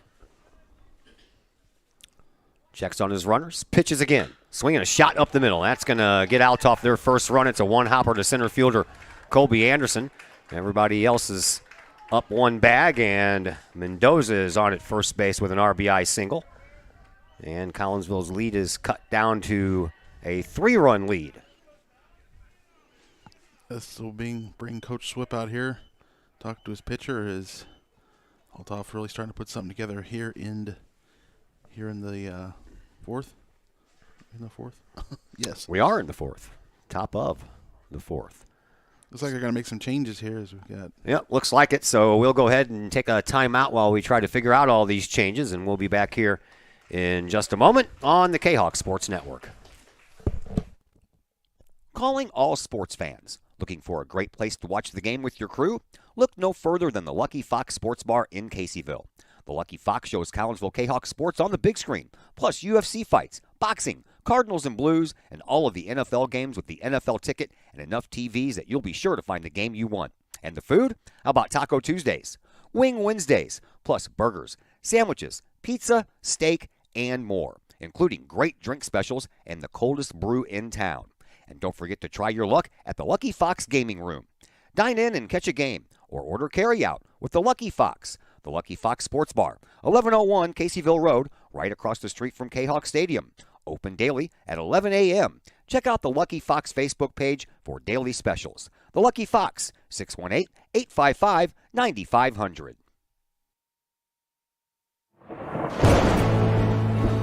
I couldn't ask for a better agent, for a better company in a disaster where you have no idea where to start. I learned that there's not a given in life. It takes a team. There's people that are going to watch out for us and that care. It's been pretty stressful. Once we saw Lori and got our plan, it's like a huge weight lifted. In Collinsville, call Scott Allen at 618-346-1500.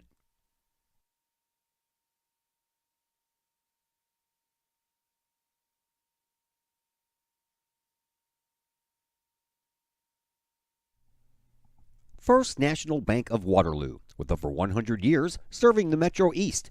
Visit First National Bank of Waterloo at their Maryville and Collinsville locations for all of your banking, mortgage, and lending needs. Why?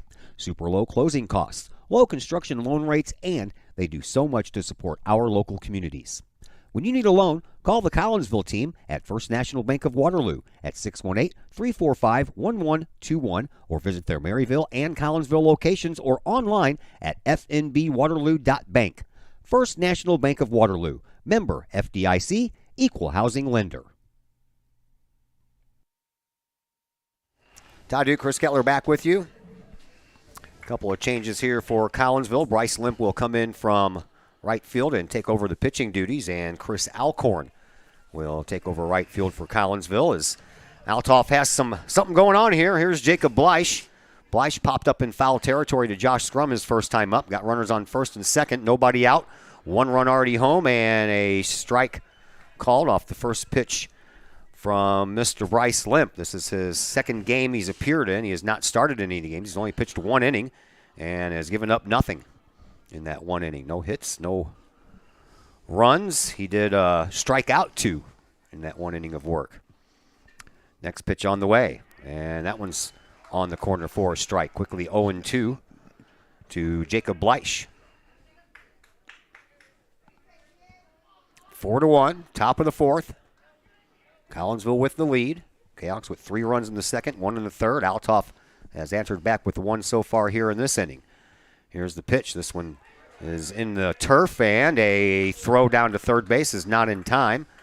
Runner from second base, that's Tiemann, goes to third, but staying put is Mendoza at first base, so runners on the corners once again here for Althoff. And a 1-ball, 2-strike count to Jacob Bleish.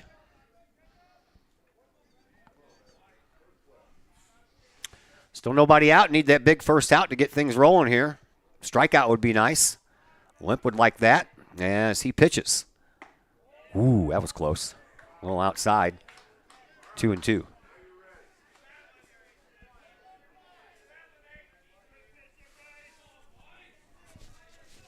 Limp looks into Turner. Has his sign from the stretch. Pitches. Swinging a shot to the second baseman and over to 1. Out number 1 and over to first. Out number 2. Double play. The run will score, but there are 2 outs in the inning now. They're really going to help the Cats get out of this jam there. The double play helps. Another run comes across, though, for Althoff. The old 4-6-3 double play.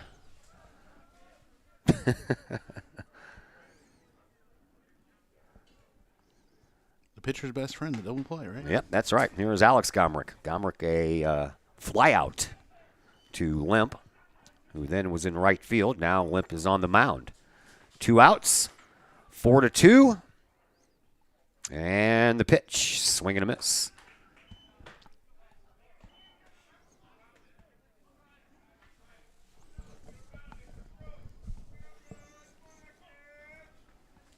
Next pitch from Limp is a little high. Ball 1.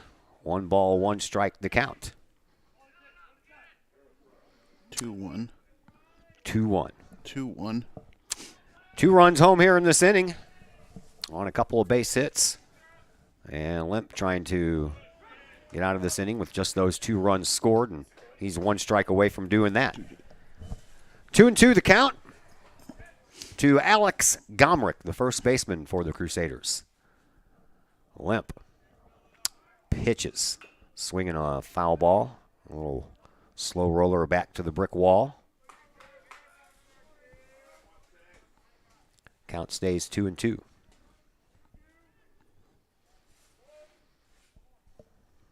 Limp ready once again. Pitches high, full count.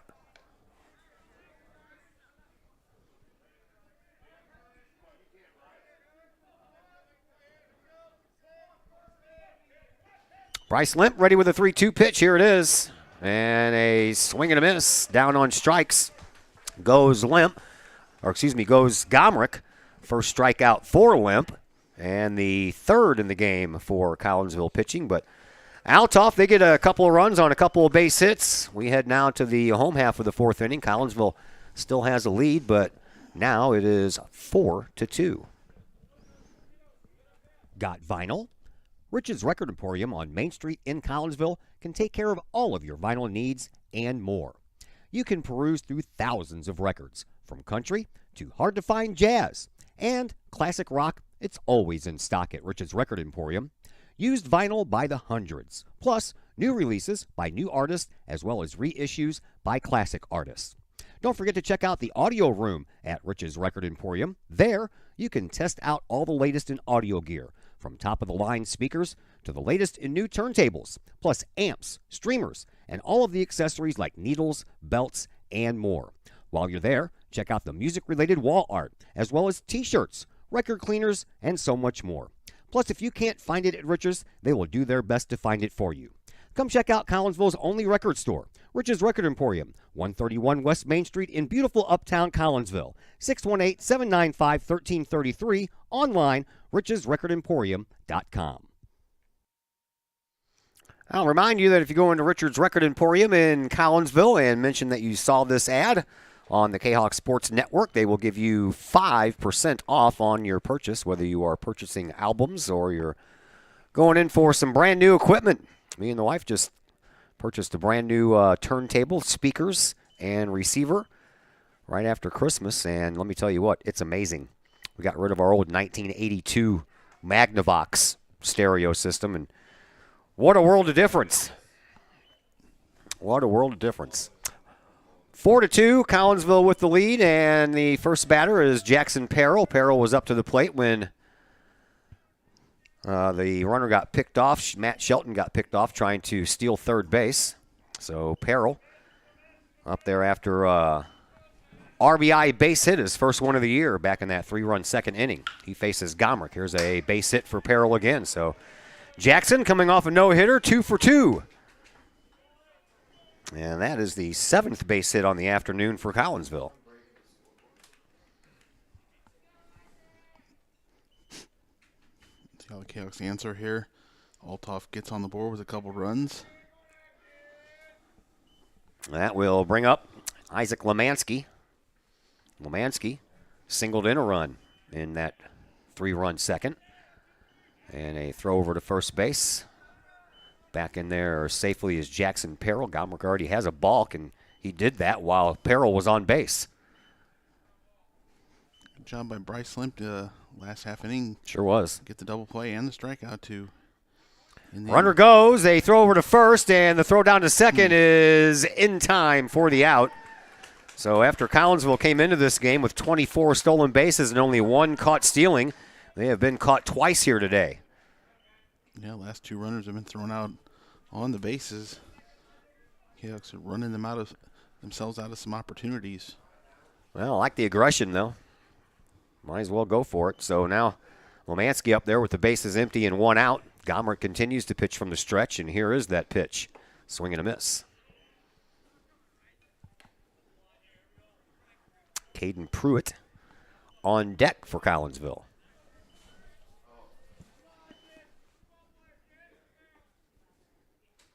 Gomrick ready with another. Here it is. That's way outside. Like the advertisement out in center field, the Roper's Regal Beagle Sports Bar and Grill. Those of you folks that are of a certain age would know that from a sitcom called Three's Company back in the day. Everybody went to the Regal Beagle. Pitch by Gomrick on the way. A little off-speed pitch, stays high. 2-1 the count to Isaac Lemansky. Gomrick pitches inside, 3-1.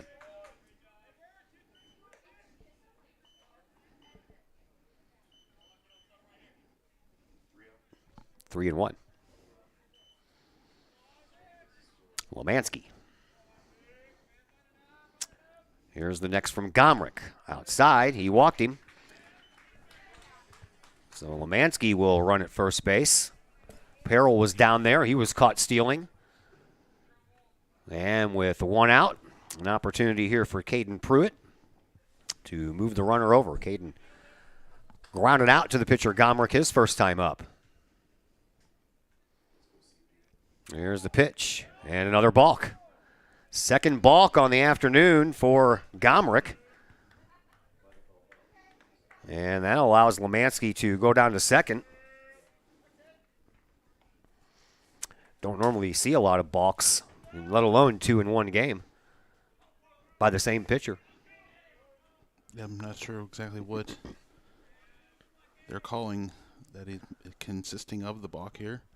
There's a swing and a shot to the third baseman, and he tried to look at the runner as the runner was coming right toward him. That was Lemansky, and when he took his eyes off the ball went right underneath his glove, and Lemansky comes around to score. And down at first base is Caden Pruitt. Third baseman thought he could snag it and then maybe make the tag as the He never touched it. runner came past, and he never touched it too fast for himself there, and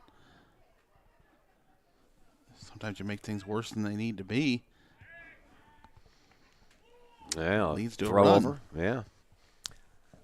So because he never touched it, it does not go down as an error. Although it probably could have been and should be in the mental error box. Because that was just one of those where he felt and probably saw Lemansky coming right down on him from second base and thought that he was going to snag that ball and turn around and make a swipe tag. But when he took his eyes off of the ball had eyes of its own and went right underneath the glove. Throw over to first base. They almost got him, and back in there safely is Caden Pruitt. Boy, he was leaning the other direction and almost got caught. Yeah, he got surprised there. He wasn't ready to get back just as quickly, and surprised the pitcher threw over. There's another throw over. This time it's a lot less close. Yeah. Darren Pinnell's up to the plate. He grounded out to the second baseman his first time up, but he did manage to pick himself up an RBI with that ground out in that 3-run second, so it was a productive out.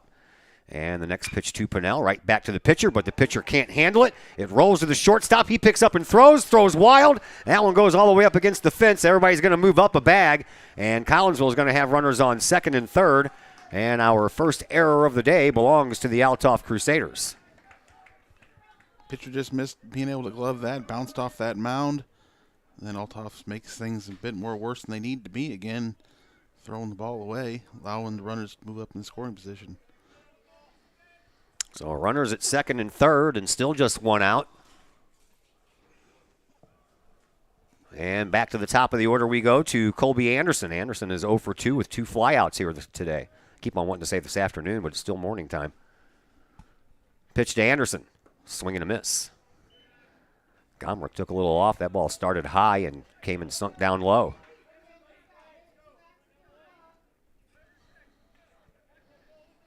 Collinsville up 5-2 now. Got one of those runs back. And Althoff scored 2 in the fourth in the top of this inning. This one's inside. Nice block by the catcher, Brizadin. Keeps the runners where they are, because that was a big hop. Hit him in the chest protector. Bounced in front of the batter's box there. Anderson had to get out of the way.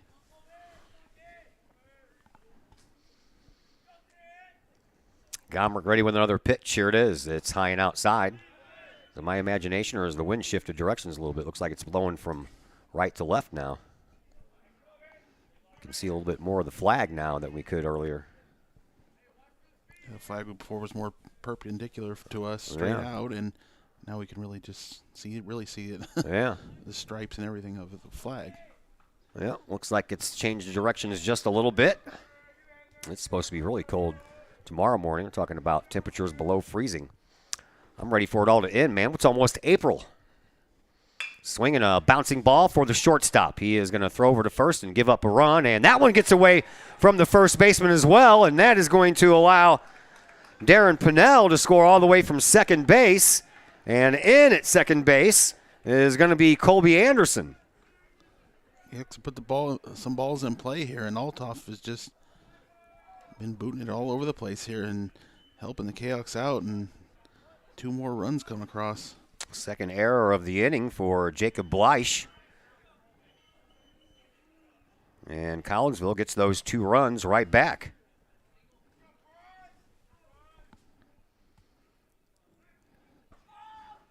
And a throw down to third. Not in time. Huge jump by Anderson. He just went going on first sign there, and he was gone, and catcher had no chance. So that is the second stolen base by Collinsville here this morning. They've been caught twice. Limp had a solo home run his last time up, and he takes one inside, gets away from the catcher, and Anderson, no one's covering home plate, and Brizenden, he got there in time, was ready to turn around and underhand it to someone, but there wasn't anyone there covering, so he didn't have anyone to underhand it to. Once the ball went way up the line there, the pitcher had his instinct to go after it himself. And, yeah, nobody covering. Easy run there for the Kahawks, their fourth run of this inning. Man, oh man. There's a foul ball by Limp. 8-2 now in favor of Collinsville. The bottom of the order brings across 4 runs. The Kahawks keep on going here with the heart of the order coming up here in the fourth. A couple of hits in this inning, but also a couple of errors. Next one to Limp on the way. That one's outside.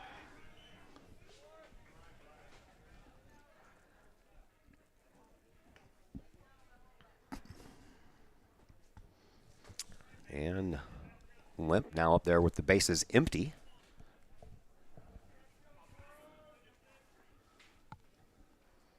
Gomrick ready with the next pitch to Limp. Swinging a high fly ball. This one's going to be in foul territory. Is it going to stay in the field of play? No, it will not. Goes over to a little construction area down there where there looks like there is usually a bullpen. Well, there's a bullpen off to the right anyway. Looks like they're trying to maybe build something over there. I don't know. At any rate, just a long foul ball. Long strike, 2-2 the count to Limp. 1 out in the inning. 4 runs already home here in this inning. Collinsville leads 8-2. Gomrick ready with another to Limp. Swinging another foul ball out of play.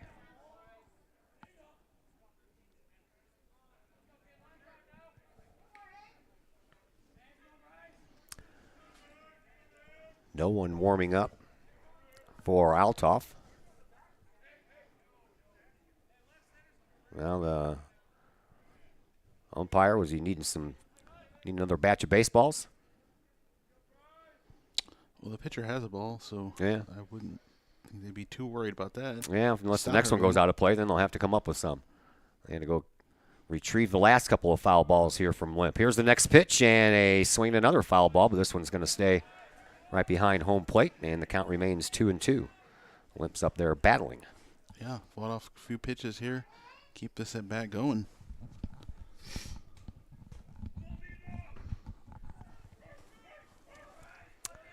Grommick. He's ready. So is Limp. And the lefty, he pitches. That one's in there for a called strike, and that will end the inning. And Collinsville will tack on more runs, 4 of them to be exact. That's only the second out. I thought it was 2. Don't know Everybody's coming off the field out because I only have 1 out on the scoreboard here. I don't know where Althoff's going. Yeah, neither do I. Limp gets called out looking, and I saw everybody leaving the field. I just assumed that I was the one that was wrong. Yeah. Jackson Perril's caught stealing was the only other out before this one. So Ethan Bagwell will step up to the plate. Everybody has to go back to where they were. 3 outs in this game. Yeah. Little mental errors all around here. That was a whole team mental error going on there because as soon as the umpire called strike 3, everybody started trotting off the field. So 2 outs. Bases are empty, and here is Bagwell. Bagwell is a double and a fly out here today. And he lifts the first one out to right field. On the run is Quinn, and he will get there. And now there are 3 outs. So Collinsville, they'll put across 4 more runs in the inning just on 2 base hits and a couple of errors committed by Althoff. Allowed a couple more runs to come across. So Collinsville, they extend their lead as we head to the top of the 5th inning. Kahawks now lead by a score of 8-2. The people of Illinois welcome you. The folks in Collinsville, Illinois, well, they want you to stick around for a while and enjoy the sights, the fun, the food, and, of course, the Collinsville Kahawks. The City of Collinsville is a proud supporter of the Collinsville Unit 10 School District. So welcome to Collinsville. Come on over, catch a Kahawks game, or enjoy some of the new places to eat, shop, and have fun. There's plenty to do for the young and the young at heart. Enjoy Christmas at the Collins House during the holidays, tunes at Bloom in the warm summer months, and more. There's plenty to do in Collinsville, so come on over for a bit. The folks in Collinsville would love to see you. For more information, go to www.collinsville.org. Looking to buy a new home or sell your current home? Trust the Blaylock Group of eXp Realty with all of your real estate needs. The real estate market is hot right now, and you can trust the years of experience the Blaylock Group brings to the table. The Blaylock Group can help you find your dream home, or they can help you get top dollar for your current home. Give Peyton or Emily Blaylock a call today at the Blaylock Group of eXp Realty, 618-780-4622. That's 618-780-4622. The Blaylock Group of eXp Realty. Back here once again at Lloyd Hawkins Field. We're just up here talking about, well, you're going to get 15 strikeouts and 15 batters in. That's pretty good. Amari Quinn will lead things off. It'll be the bottom three in the order here for Althoff, facing Mr. Limp. That would be Amari Quinn, Ryan Myatt, and JT Brizenden. Quinn, a strikeout victim his first time up. That was against CJ Schaff. Collinsville leads 8-2. We are in the top of the fifth inning. Limp looks into Turner, has his sign, brings it home. High and outside.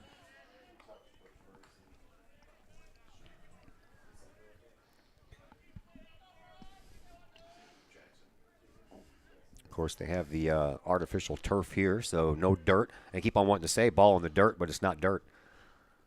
Swinging a high fly ball. This one's heading towards center field, and Colby Anderson comes in and makes the catch for the first out. Kahawks haven't played on a field with dirt yet. They've all been on turf. Yeah. Either here or GCS or the game back on Monday at Triad. Triad has turf. Maybe eventually they'll see dirt. Eventually, when they get home, I guess. When's the next home game? That's a week from today, right? The doubleheader against Breeze. Hopefully things will be ready by then. Field's ready then. Yeah, here's a slow rolling ball. Lemansky gloves it and can't make the transition from glove to throwing hand, and that'll be the first Collinsville error of the day. You're just better just to eat it either way. Don't make a bad throw and make it worse.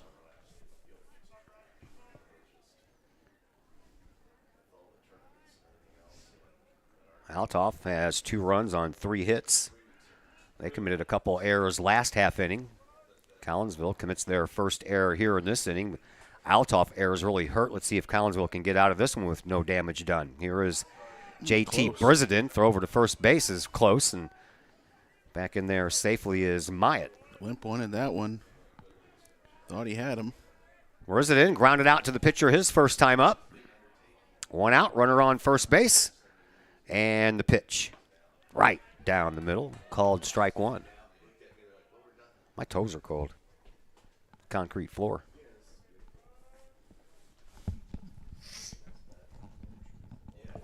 Limp works from the stretch. Checks on his runner. I don't see any air conditioner or anything in here. They might be blazing hot in here in the summer. Probably. I saw some fans. They got a fan right there. They got one sitting on the shelf over there. I thought for a moment the one on the shelf was one of those heaters. I was going to plug it in, but it's only a fan. You know, and I got a space heater in my car right now, and I didn't even think to bring it up here. Oh, there's a pickoff play, and it's going to get away from scrum, and down to second base is Myatt.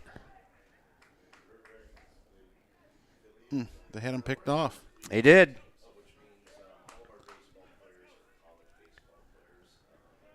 So down to second now is Myatt. He's there with 1 out. Brizenden at the plate trying to drive him home. Here's the pitch outside. Ball 1, 1 ball, 2 strikes to count.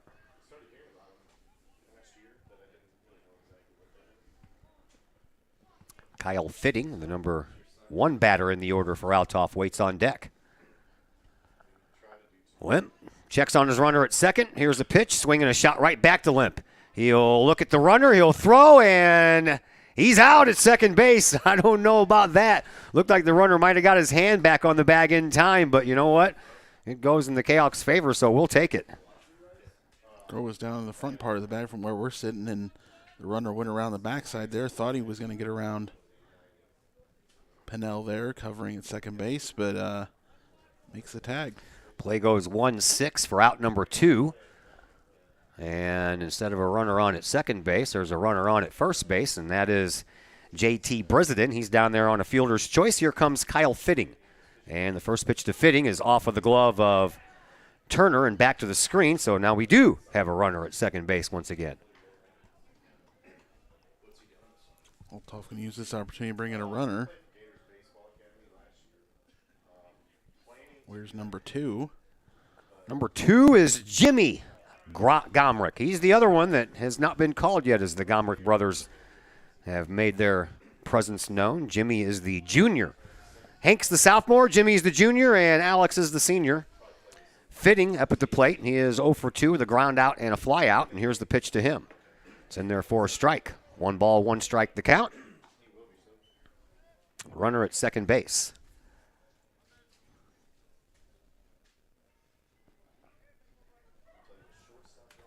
Limp trying to get out of this with no runs across. Here's the 1-1. On the outside corner, called strike 2, and Limp 1 strike away from doing just that.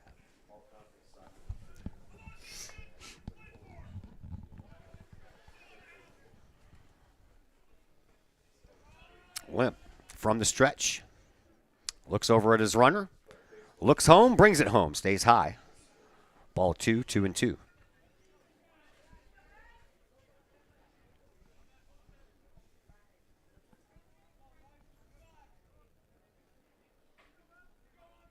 Bryce Limp. He's ready with another 2-2 pitch, and here it comes. Swing and a miss, and down on strikes goes Kyle Fitting, and that will end the inning for Althoff. They'll strand a runner. A couple of errors committed in the inning for Collinsville, but they did no damage. We will head now to the home half of the 5th inning, and Collinsville still maintaining their 8-2 lead, and we're back here in just a moment on the Kahok Sports Network. Just because we're adults doesn't mean we don't have toys, am I right? If your adult toys consist of boats, campers, or RVs, then you need to call the GASA storage team of professionals. Winter weather in the Midwest can be quite harsh, and finding a place to properly store those expensive toys for winter can be just as rough as a Midwest winter. That's where the GASA storage team comes in, with outdoor self-storage and covered storage for your toys. They even have tractor-trailer parking, conveniently located at Horseshoe Lake Road and 111 in Pontoon Beach. GASA Storage, for the safe storage of all of your toys. Contact the GASA Storage Team, gasastorage@gmail.com, or call today, GASA Storage Team, 618-797-6100. Having problems keeping your ride on the road? Roadman Automotive in Collinsville can help you keep your ride rolling. Roadman Automotive offers everything from diagnostic tests when that check engine light comes on to tune-ups, alignments, brake and suspension work, and more. Oil changes at Roadman Automotive start at just $35. Roadman Automotive is open from 8 a.m. to 5:30 p.m. Monday through Friday and is located at 936 St. Louis Road in Collinsville. Check out the Roadman Automotive Facebook page for daily specials. Call Roadman Automotive at 618-223-1878, online at roadmanautomotivecollinsville.com. Roadman Automotive. Keep your ride on the road with Roadman Automotive.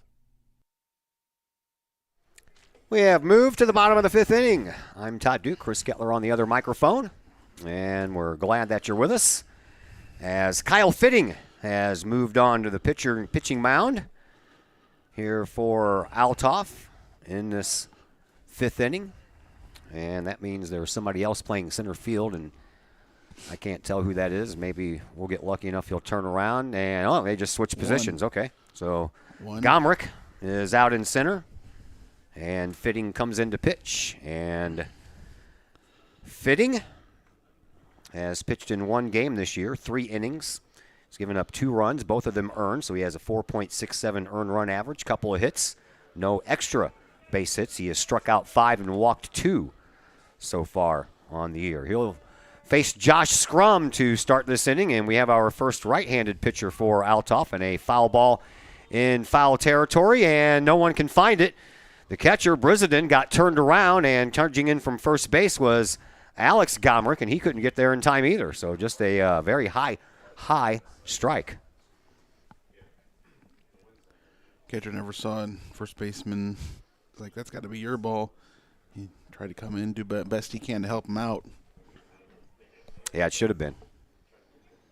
Pitch from Fitting, swinging a bouncing ball right back to him. He'll glove it. He'll run halfway over to first base and underhand it to Gomrick in time for 1 out. And Josh Scrum 0 for 3 on the afternoon. All ground outs to the second baseman, to the catcher, and to the pitcher. That'll bring up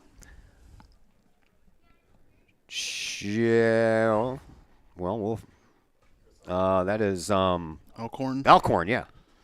Just trying to find the name. I never wrote him on the lineup card. I wrote him on the defensive part, but not on the actual lineup part.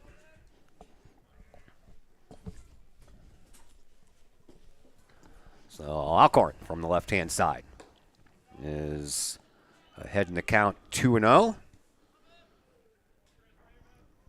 Alcorn comes in batting .500, 1 for 2 on the young season. 2-0 pitch on the way, outside, 3-0.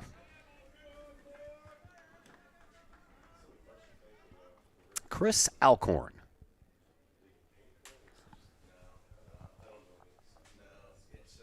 .3-0 pitch from Fitting is on the way. 4 straight pitches out of the strike zone, and Alcorn's on at first base. I believe that is the first walk issued by any pitcher here today. Pitchers have had pretty good command here today and limited the walks. First one of the day. 57 comes in for the Cahoks to run. Is it Jerry? That's Jerry Richardson. Yeah. Yeah. I can tell. Jerry Richardson, the star running back, football team. I don't have any more room to write anybody's names down here under C.J. Schauf's position. Had Matt Shelton run for him earlier. Chris Alcorn just batted, and now I got another pinch runner in Jerry Richardson. We'll figure it out. Jackson Parrell up to the plate. Parrell is 2 for 2 with 2 singles. One of those a RBI single, and he also has a run scored. So Collinsville has a runner on first base, 1 out. Parrell with a chance to make some more noise here. And that ball gets away, and Brizenden tried to pick it up underneath his body. And then his helmet came off and slid down his back, and he caught that with his glove. And as soon as Richardson saw that he didn't have it cleanly, he took off, went down there second base. Yeah. Way to see that one from so far away. Third stolen base on the afternoon here for Collinsville. They have been caught twice as they stay aggressive on the base paths. Came in with 24 steals on the year in the first 5 games. Swinging a foul ball back to the screen. 1 ball, 1 strike the count to Jackson Parrell.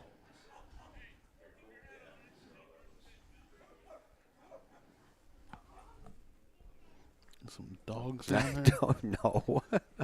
I think those are baseball players acting like dogs. That's what I think.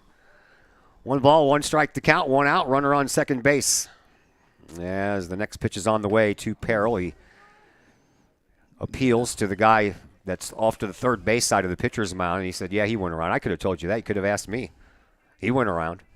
1 ball, 2 strikes to count to Parrell.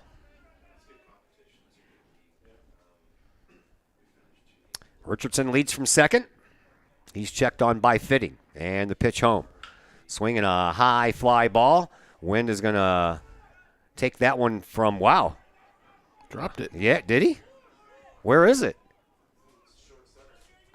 Man, I didn't even see where that ball went. I don't know. And I'm guessing by this point in the day that sun is straight overhead, and that gave Tyler Tiemann fits, and he missed that ball.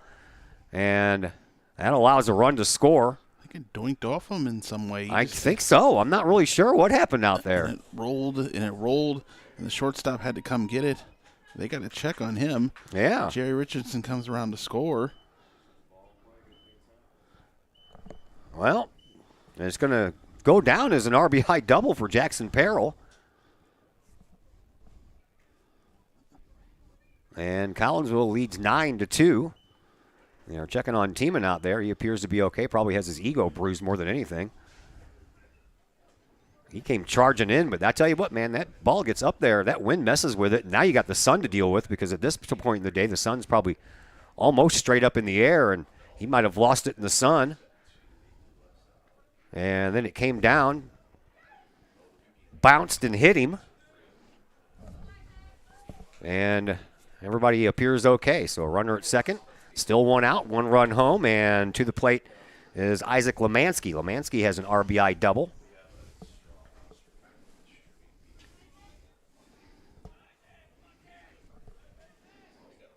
And he scored 2 runs. Pitch.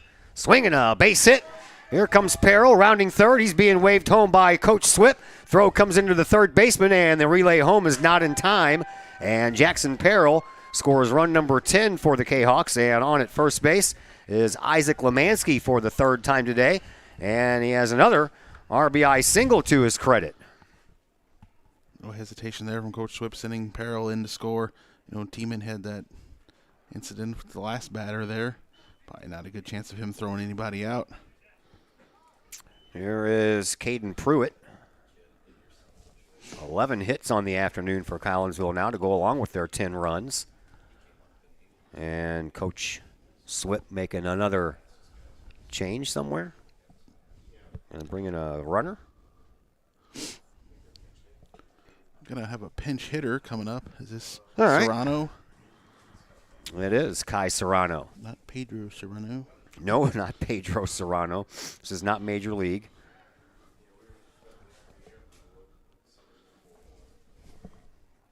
So Kai Serrano will come in to the game for the first time today. Kai comes in batting .500. He is also 1 for 2 on the year. Looks like Marquette might be getting on this field after us. They got a game too. Marquette. So runner on first base. 10-2, Collinsville with the lead. And Serrano looks at one outside and low. Serrano with a 2-run home run here could end this game. That is true. We are here in the 5th, so the 10-run rule could come into effect. He has to get 2 more runs. That's not going to happen. Third baseman bobbles it, picks it up, throws in time for the out, and over to third base, and a nice job of base running over there by Isaac Lemansky as he went down the second on the ground out and just kept on running. And the throw was just a little bit late, and Lemansky, keeping his hand on that bag as he kind of overslid it, is safe over at third base. Kind of aggressive play you can do with a big lead like that. 5-3 on the put out, but runner over at third base, 2 outs in the inning, and that will bring up Darren Pinnell. Darren reached on an error his last at bat, came around to score in that 4-run 4th inning. Already 2 runs home here in the 5th, and the pitch to Pinnell. He squares around to bunt and fouls it. Lemansky on at third.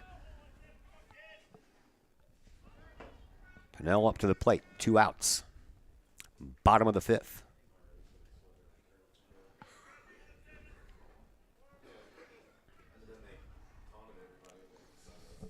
Fitting pitches, swing and a miss by Pinnell. Strike 2, 1 ball, 2 strikes to count. To the Kahawk shortstop, Darren Pinnell. Also wide receiver for the football team.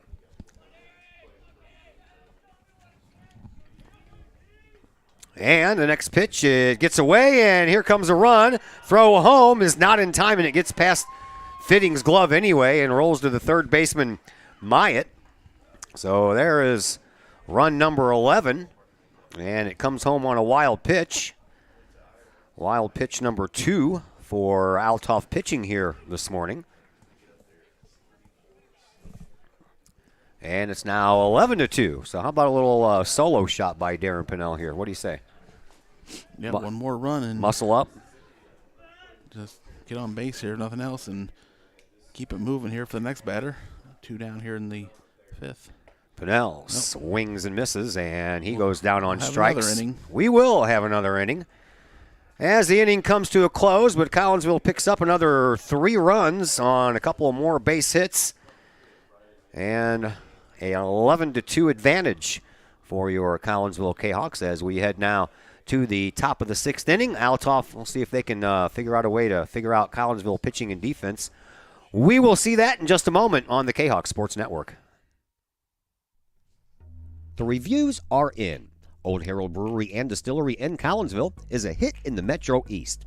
Folks both local and just visiting the area are calling Old Herald Brewery and Distillery a must-stop destination in Collinsville.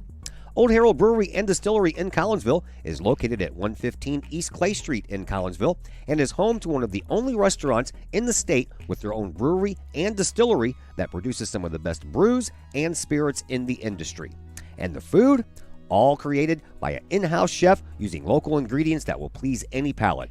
Old Herald Brewery and Distillery in Collinsville has daily specials for both inside diners as well as offering curbside pickup specials and family-size specials. And don't forget to take home a bottle or a growler of beers brewed on site at Old Herald Brewery and Distillery. Old Herald Brewery and Distillery in Collinsville. Check their Facebook page for daily specials, online ordering at oldheraldbrewery.com, or give them a call at 855-8027.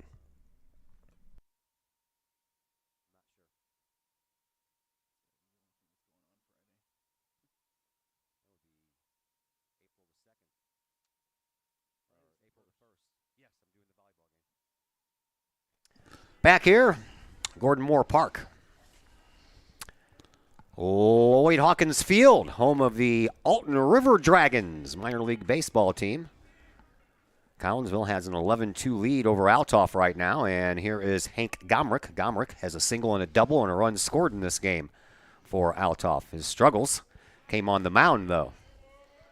Big, tall lefty, that's for sure. Looks like he's about, 6'2"? Come on, Hank, they say, the Althoff fans. Swinging a bouncing ball. One hop, a big one hop to Scrum over at first base. That's one of those turf hops right there, man. I think we said earlier in the game, you know how this ball's going to bounce off these turf. But the Kahawks have played all their games so far on the turf, they might not know any better just yet. We're waiting for those big hops over at Fletcher Field, and that's not going to happen. We'll get used to it. One out. Up to the plate steps Tyler Tiemann. Tiemann singled and scored his last time up. Grounded out in the first inning. Looks at one high and outside. Ball 1.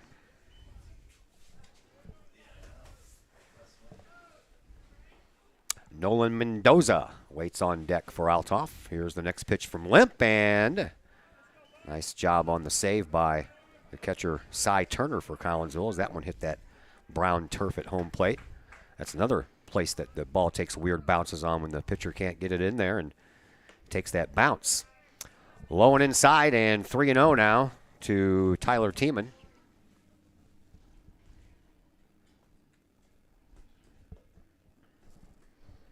Limp ready with the next. That's a strike. 3-1. Kahawks have employed 2 lefties today in Schaff and Limp. Here's the next by Limp, swinging a foul ball. Althoff, they started off with a lefty in Hank Gomrich and then switched out for the righty Kyle Fitting. So Fitting is the only right-handed pitcher we've seen here today. 3-2 the count. Next pitch from Limp on the way, and a swing at a ball that was probably going to be ball 4, high and outside, but getting a piece of it was Tiemann.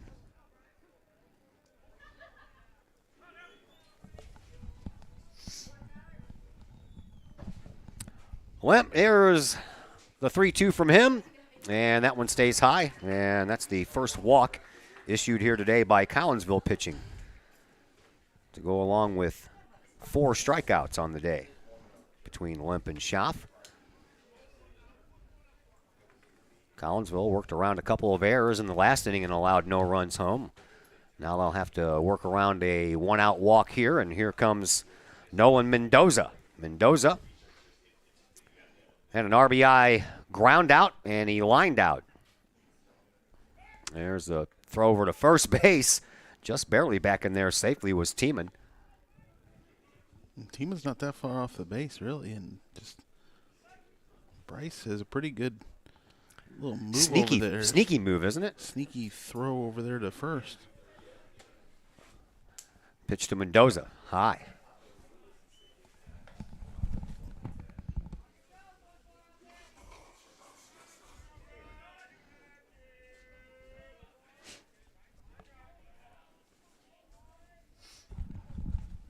Limp's next pitch stays high and outside. Limp's been missing the strike zone with a lot more frequency here lately. Yeah, some other guys were warming up last half inning. Looked like they see how long they go with Limp here with a big lead. They could let some other guys get some work. Pitch on the way to Mendoza, swinging a foul ball back to the screen, 2-1. Brand new set of baseballs being handed to the umpire.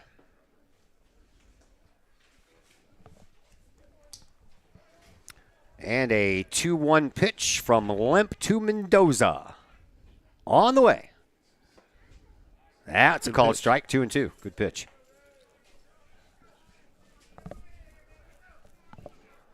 Well, I see Alton Marquette's here. I don't know who they're playing. Whoever it is, they're not here yet. At least they're not visible to us. Here's a 2-2 pitch from Limp to Mendoza. And another foul ball will keep the count at 2-2. Jacob Bleich waits on deck. This is why our game got moved earlier, because we had a lot of guessing games on what I'm telling you, the time of this game really was before yesterday. Another 2-2 pitch on the way.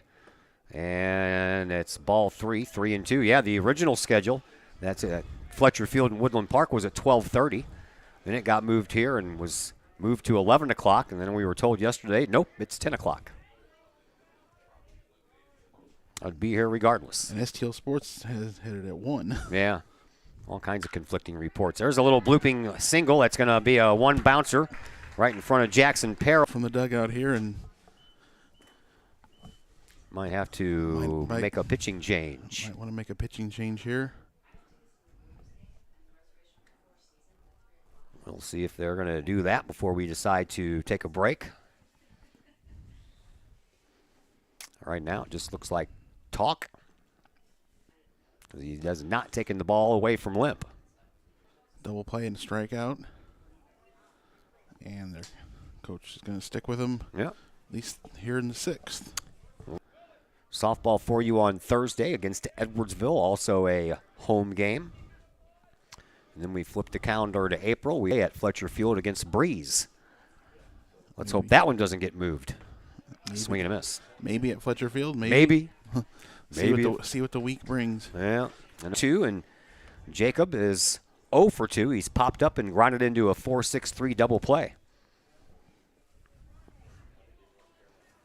And now he's in an 0 by Limp. Swing and a miss, and 3 straight. Well, he must have fouled that one because umpire said nope. Foul ball, 0-2. Count remains. The lefty checks on his runners, brings it home. A little floater that stayed high and inside. 1 ball, 2 strikes the count. One more time here for Limp against Bleich. Here's the 1-2 in the turf.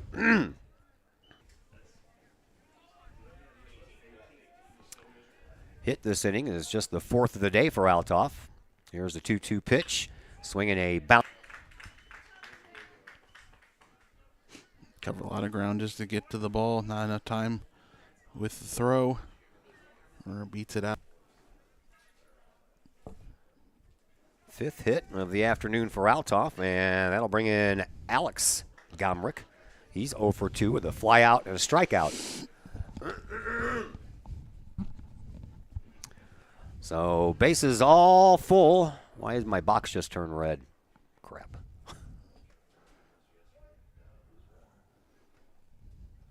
Oh, no. Yeah, all of a sudden. And now we're got knocked off there a little bit, but Green outside, 2-0.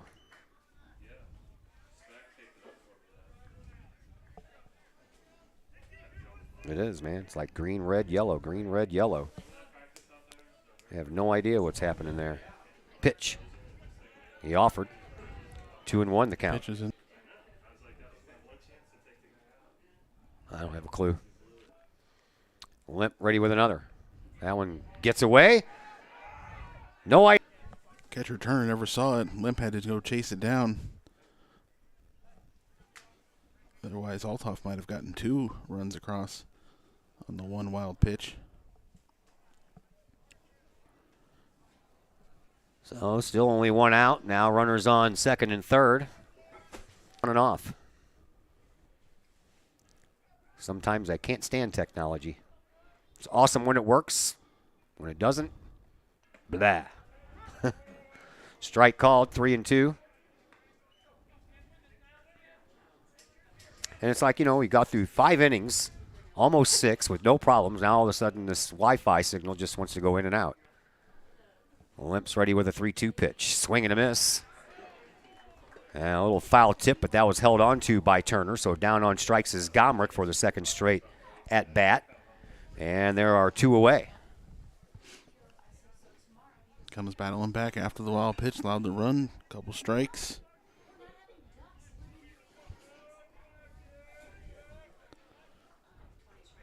Well, now it appears we're staying a little strong. I don't know. Sometimes it does that. It's almost like some kind of an atmospheric disturbance messes with things. Swing and a miss by the next batter. And Limp trying to get out of this with just the 1 run scored. Here's the next pitch. Swinging a shot down the third baseline. Lemansky backhands. Picks up. Throws over and no. They said it popped out of the glove and Scrum tried to pick it up with the bare hand. Couldn't do it in time. And another run will come home. And Althoff picking up a couple of runs here in this inning. Mansky did a good job down there at third, getting in front of it, made the throw, just popped up out of the glove. And he couldn't barehand it back in time before the runner crossed over first base. So runners at the corners now for Althoff. And that will bring up Ryan Myatt. Myatt has reached on an error and struck out in this game. It's 11-4 now. Throw and back in there safe. Third error on the afternoon by Collinsville. First 2 did not come back to hurt them. This one is coming.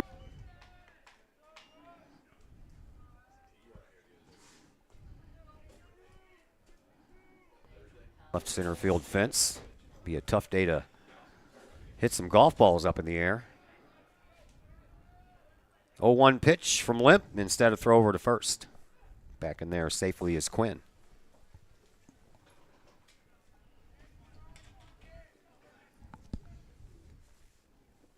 Fakes another throw over there to first. Now he looks ready. And the pitch. Strike 2. Limp 1 strike away from getting out of this inning with just the 2 runs scored. 11-4 in favor of Collinsville. We're in the top of the 6th. Limp ready with another to Myatt. Here it is. Swinging a bouncing ball over Limp's glove, and it rolls to the shortstop Pinnell. He bobbles it, throws it away, and another run scores. And another error in this inning. Collinsville now with 4 errors. And runners at the corners once again.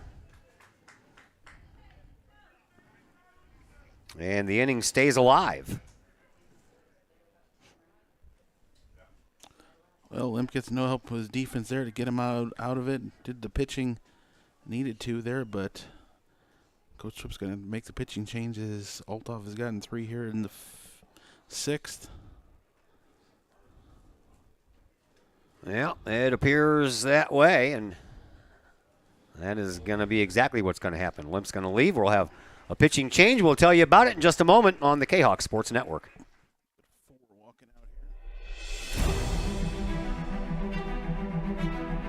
At Visionary Wealth Advisors, it's your future. To create your inheritance.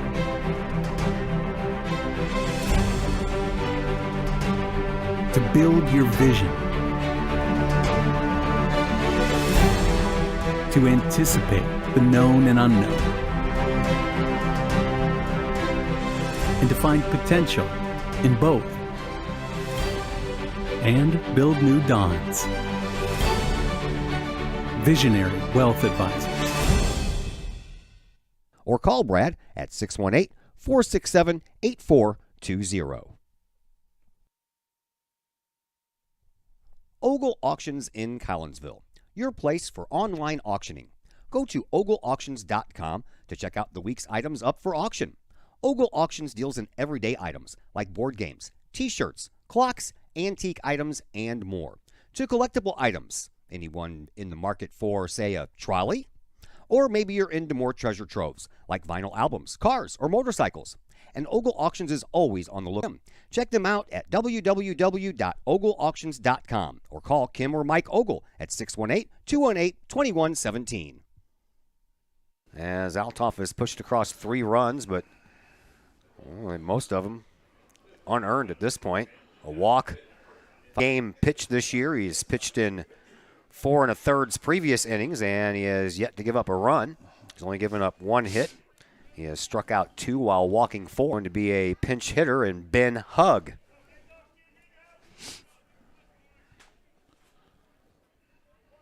So Hug looking for his first base hit of the year.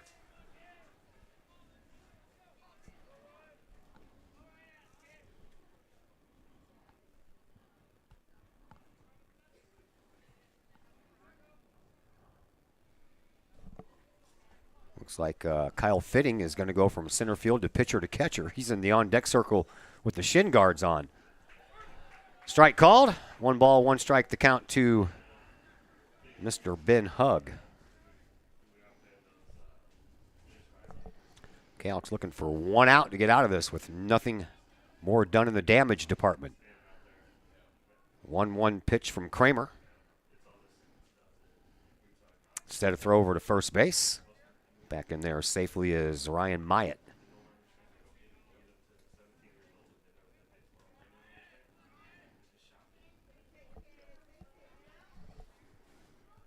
Kramer ready with another.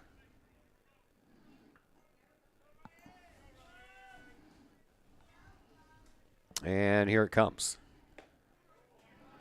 Stayed a little low. Everybody wearing purple and white. Thought that was a strike. Was right down the middle. Must have stayed low.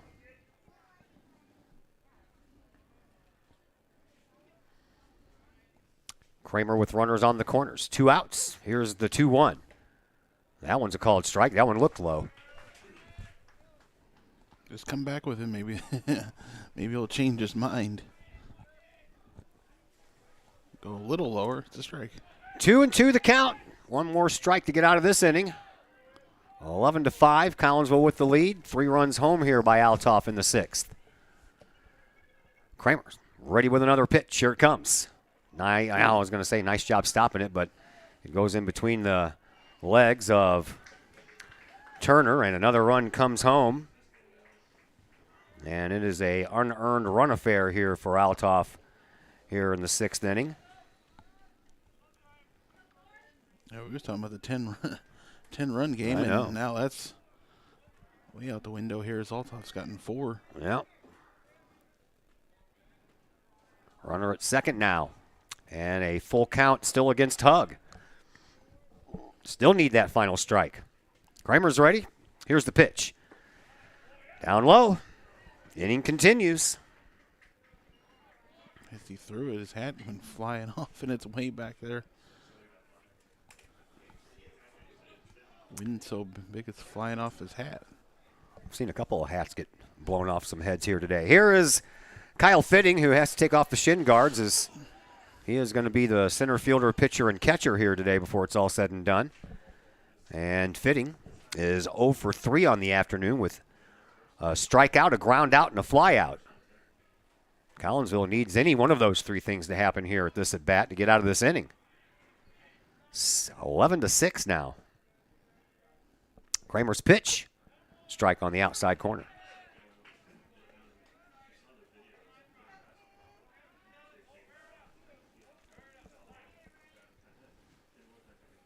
Runner at second base. That is Ryan Myatt. Kramer from the stretch. Checks on his runner. And pitches. Outside, ball 1-1-1. My feet are freezing. Is that why you got your legs propped up there? Yeah. Keep them off that cold concrete floor? Yeah. I didn't even think about wearing some toe warmers today. I got the hand warmers in my pockets, but I didn't even think about putting in the toe warmers. Here's a pitch. Outside, 2-1. Supposed to warm up. Tuesday and Wednesday, we're supposed to be back in the 70s, and after that, it's supposed to drop down again. We're having this big struggle here between spring and winter keeps on winning out. And I'm tired of it. As long as it doesn't win out with like some big snowstorm or something. No, I don't want that either. So after the first pitch strike, 3 straight out of the strike zone, now to Kyle Fitting. Fitting is the 9th Althoff Crusader to bat in this inning. And now we have time called. First mound visit between the pitcher and catcher. Maybe Turner has seen something he needs to go out and correct. Little advice catcher can handle on his own. Turner gives him the words. Althoff only had 2 runs in this game coming into this inning. They were scored in the 4th. 4 runs here in this 6th inning, aided by walks and errors. And a wild pitch. Kramer ready with the 3-1. Here it is. He walked him. Bases loaded. Collinsville living dangerously here. Back to Hank Gomrich, who started off this inning by grounding out to the pitcher. So Althoff's batted around now. Jam continues. Limp couldn't get the final out. Still looking for Kramer. After Gomrich grounded out, a walk, a single, then a strikeout. And that one almost hit him. After the strikeout, we were down to 1 out to go, and then we had a back-to-back batters with an error, and now back-to-back walks. First pitch way inside in on the batter. Well, almost hit him in the ankle. Kramer, nowhere to put this batter. Bases are full of Crusaders. And here's the pitch. Swinging a high fly ball on the run is Jackson Perrell. He comes in and makes the catch for the final out, and 3 Althoff runners end up stranded on base, but damage has been done. 4 runs come across on just a couple of base hits. We will head now to the bottom of the 6th inning, and Collinsville still has some work to do on offense before we can try to get out of here. We'll be back to tell you about the home half of the 6th in just a moment on the Kahok Sports Network. Lakeside Roofing in Collinsville. Let the professionals at Lakeside Roofing protect your most important investment, your home or business. Have the elements taken a toll on your roof system? Notice a leaking roof? Maybe it's time for a free roof inspection. Regular maintenance can extend the life of your roofing system by 10 years or more. Lakeside Roofing is your winning team for commercial and residential roofing systems. Lakeside's all-star professionals have installed, repaired, and maintained hundreds of roofs on both sides of the river. Call Lakeside Roofing today at 618-344-2800 or 314-241-5253 or online at lakesideroofing.com. Lakeside Roofing, celebrating 50 years of serving the metro area. Choose experience, choose Lakeside. The Times-Tribune, Madison County's longest-running leading independent newspaper. The Times-Tribune covers Troy, Collinsville, Maryville, and all the villages and communities of Madison County. From area city halls to sports, including the Collinsville Kahawks and Unit 10 District News. The Times-Tribune covers that and more. The Times-Tribune is a weekly hometown newspaper published every Thursday, and a one-year subscription is only $40 for the printed and online editions. For more information, call the Times-Tribune at 618-667-3111, online at timestribunenews.com, or follow them on Facebook at Times-Tribune.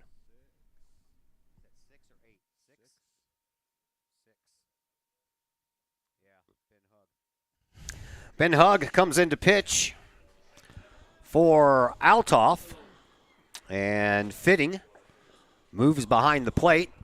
So I'm guessing Brizenden is No, does that look like big, tall number 1 out there, Gomrick? What, center? Yeah. Looks a lot smaller out there than he did up at the plate, that's for sure. He's a tall cat. Yeah, I think it is. Legs. I think it's Gomrick. So Gomrick stays in center field. And Fitting moves behind the plate. Hug to the mound, so I guess that means JT Brizadin is done for the day. And the first man up is the leadoff man, Colby Anderson. Anderson reached on an error and scored back in the 4th. That seems like a long time ago. That ball a little bit outside by Ben Hug. Hug on the year has appeared in 1 game. Just 2 innings, gave up 3 runs, but all of them unearned runs. And 1 strikeout in his couple of innings of work. 1-0 the count to Colby Anderson. Pitch, high fly ball. Center field, Gomrick is on the move, and he is there for the catch, 1 away.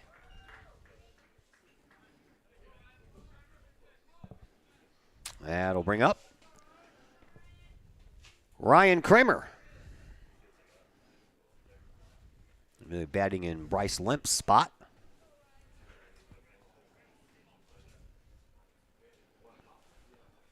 Kramer. Looking for his first hit of the year. Looks at 1 outside.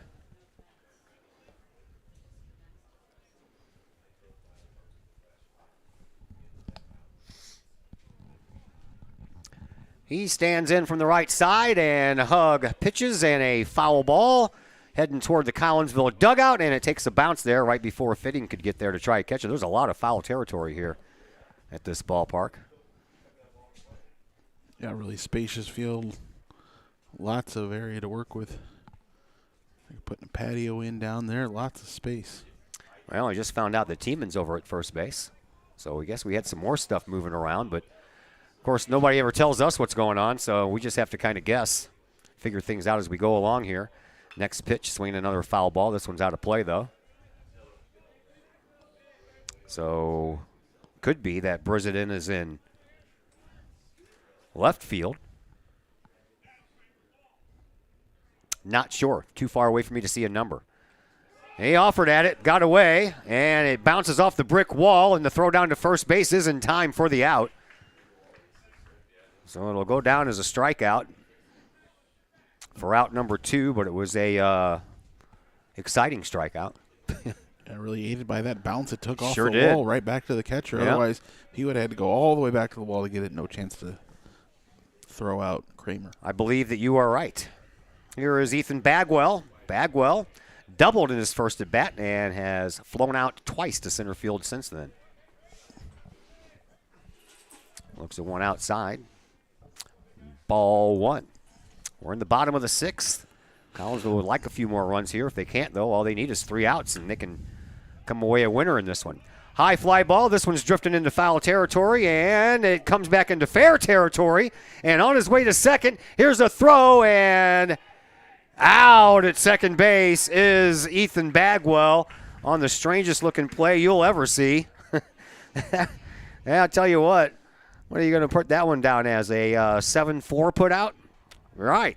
For out number 3, that's exactly what it was. All right, we will head now to the top of the 7th inning. Kahawks just need to get 3 outs, and we can go ahead and call it a day. Top of the 7th comes your way next on the Kahawk Sports Network. Looking for a little bite to eat in a nice, friendly establishment before heading out to a game? Look no further than LC's Pub in Caseyville. Just blocks from Collinsville High School, LC's Pub is the pub of choice for Kahawk fans, before, after, or even during Kahawk games.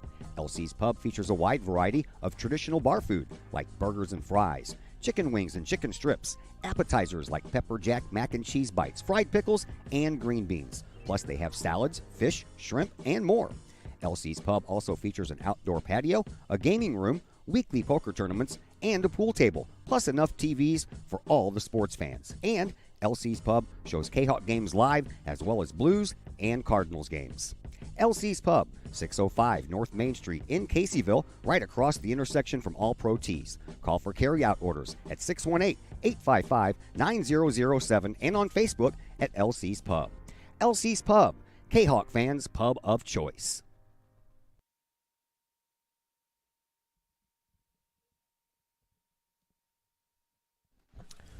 Back here at Gordon Moore Park in Alton, Lloyd Hawkins Field, home of the River Dragons of Alton.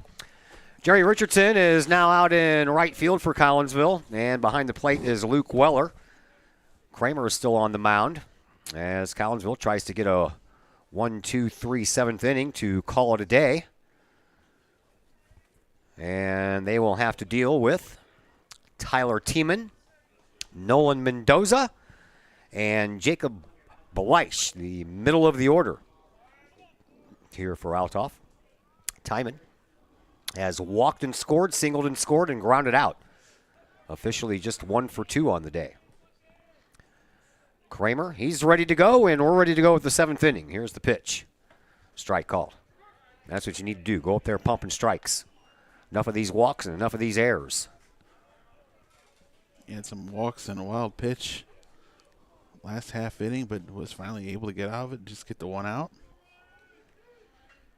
Next delivery on the way, and that was high and tight. Tiemann has a little nap on the turf. Maybe a little gun shy after what he took out there. Balls bouncing off him out in the outfield. Yeah. 1-1 the count. Kramer's ready with another. That one's high and tight as well, but keeps Tiemann on his feet. I always find it kind of strange that wild pitch has its own category in baseball. Isn't a wild pitch an error? It almost, yeah, basically should be. I know. The pitcher's throwing the ball. Yeah. That's an error on the pitcher. But they call it a wild pitch instead of an error. 3-1 the count. Guess they just wanted it in there for pitching statistical Yeah. purposes. Yep. Otherwise, it would get lost in fielding stats. Yeah, basically. that's true. 3-1 the count. Started off this batter with a strike. And 4 straight pitches later, and there's another walk.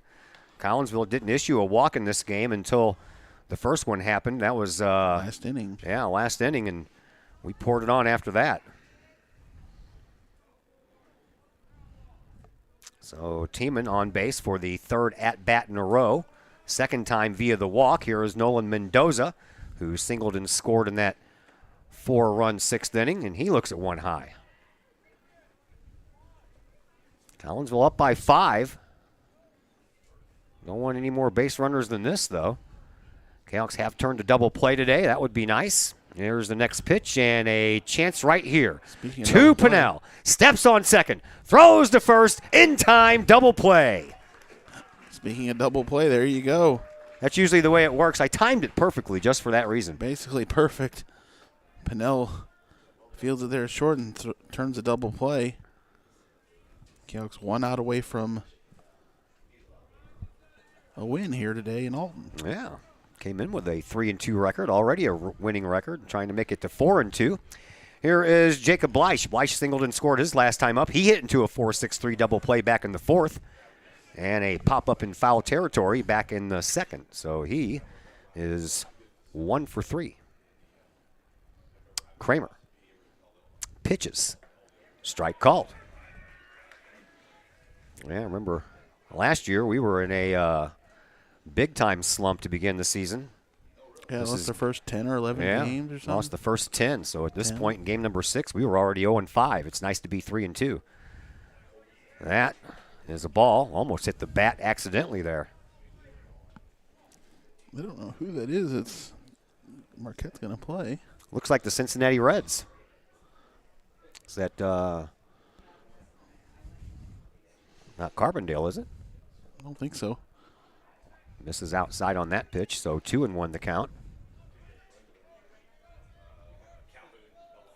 Calhoun. Oh, Calhoun. There you go. They got a doubleheader today against Alton Marquette. Kramer's ready with a 2-1 pitch. Collinsville trying to get out of here so the next two teams can take the field. That's a strike, 2-2, so Cahoks 1 strike away from winning game number 4. 2-2 the count, 2 outs, top of the 7th. One more strike and this one's over with. Kramer, he's ready. Here's the pitch to Bleich. Outside, full count. Already one walk in the inning. Let's not get another one. Let's just get this game wrapped up. Yeah, that's what I'm saying. My feet are like in blocks of ice. Kramer, he's ready. And Weller calls timeout.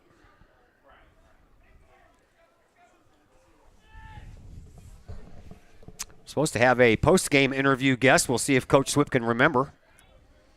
Coaches always seem to forget that part. They're busy. I get it. Kramer's ready. 3-2 pitch on the way and a foul back to the screen. Weller thought it went straight up in the air. He used the glove to block his eyes from the sun and was looking straight up. It was straight back. I told Coach Swip after I interviewed him for the pregame show, send me somebody up, player or manager or coach or player, I don't care. Send somebody up. Anybody. Anybody. We'll see who we get. Oh, that one hit Bleich. And that's our first hit batter of the game. So a runner on at first base for Althoff. They're not done yet. Here is Jimmy Gomrick. He will bat for the first time here today. And he is looking for his first hit, and he looks at one inside. Tell you what, Kramer has no problem with that first pitch strike. It's everything after that that's been a little trouble. Yeah, he's gotten ahead all these batters here in the 6th and the 7th. Large lead as the runner is not being held on over at first because that run really doesn't matter. And once again, we're down to our final strike here as Gomrick is down in an 0-2 hole.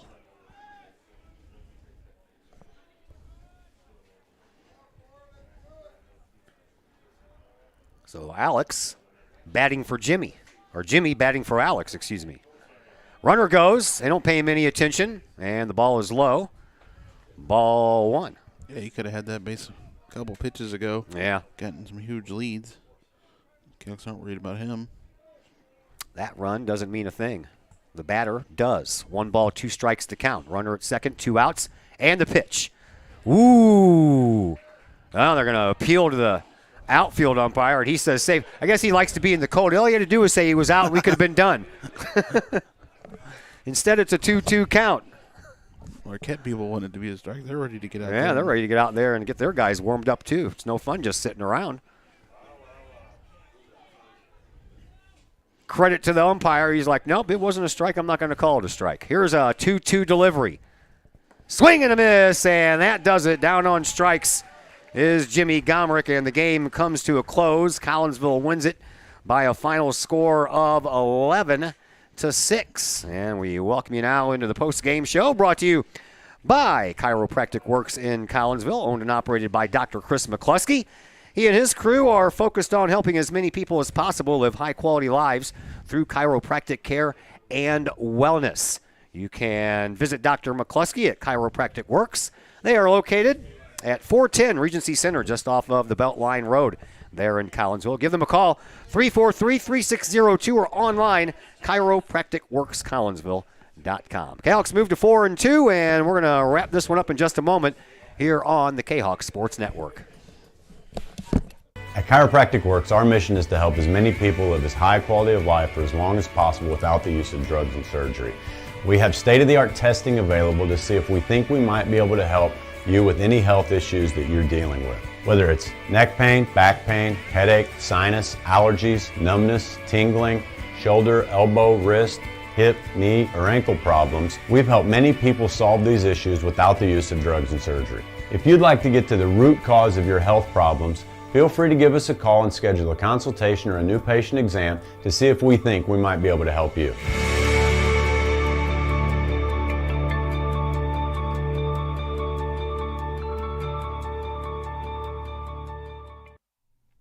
Projects in and around your home can be daunting and overwhelming.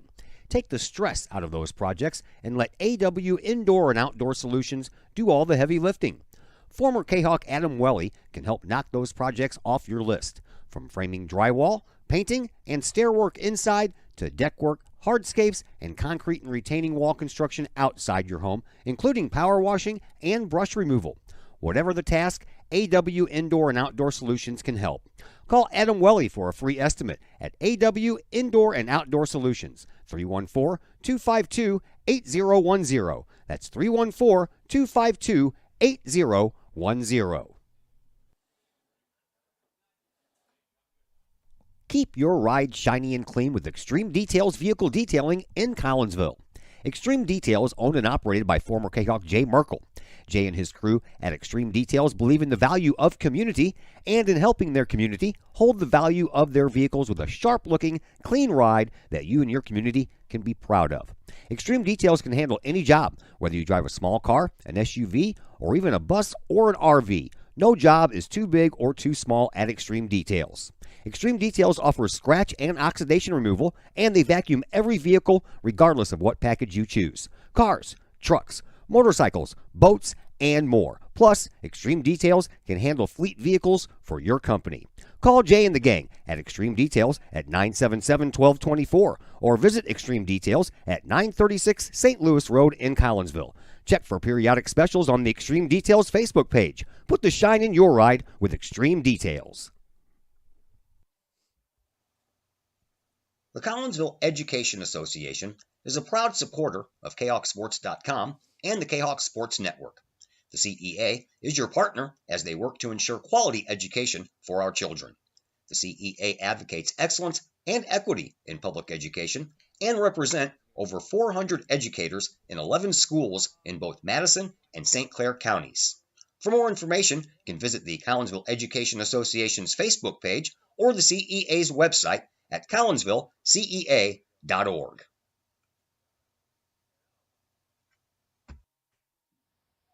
Chapman Trucking, LLC. Chapman Trucking is a local Collinsville business owned and operated by 1994 Collinsville graduate Christy Chapman. With over 10 years of experience, Chapman Trucking, LLC can take care of all of the heavy lifting when it comes to hauling aggregate materials such as sand, driveway rock, dirt, boulders, and more. That includes getting your heavy work equipment to your work site where it needs to be. Give Christy a call for a free estimate at Chapman Trucking, LLC, 618-960-9346 or online at chapmantruckingllc.net. In times of financial uncertainty, how can you stay on track? Call on someone who's invested in your success. In Collinsville, that person is Jason Regg, your Collinsville Edward Jones financial advisor. Jason Regg will work to build a complete picture of your financial life, including your unique goals and passions. Jason Regg of your Collinsville Edward Jones office plays a big part in the community and the Collinsville Unit 10 School District with his Kahok Educator of the Month Award. To take care of the things along the path of you and your family's financial journey, call Jason Regg at the Collinsville Edward Jones office at 618-344-0252. Edward Jones, member SIPC. As the Director of Sports Medicine at Next Level Performance Institute, I oversee the care of all of our athletes, many high school, collegiate, and professional. Our goal is to help athletes stay on the field and maximize their performance. We have state-of-the-art diagnostic equipment where we can actually perform testing to get to the root cause of problems that could be getting in the way of athletic performance. When it comes to taking care of athletes, we take a full-body approach, whether it's musculoskeletal ailments, nutritional issues, organic issues such as headaches, sinuses, digestive issues. We have advanced training to where we can remedy health issues and return that athlete to play as quickly as possible. If you or your athlete are dealing with any kind of nagging sports injury and would like to see if we can possibly help, feel free to give us a call or come by the office anytime.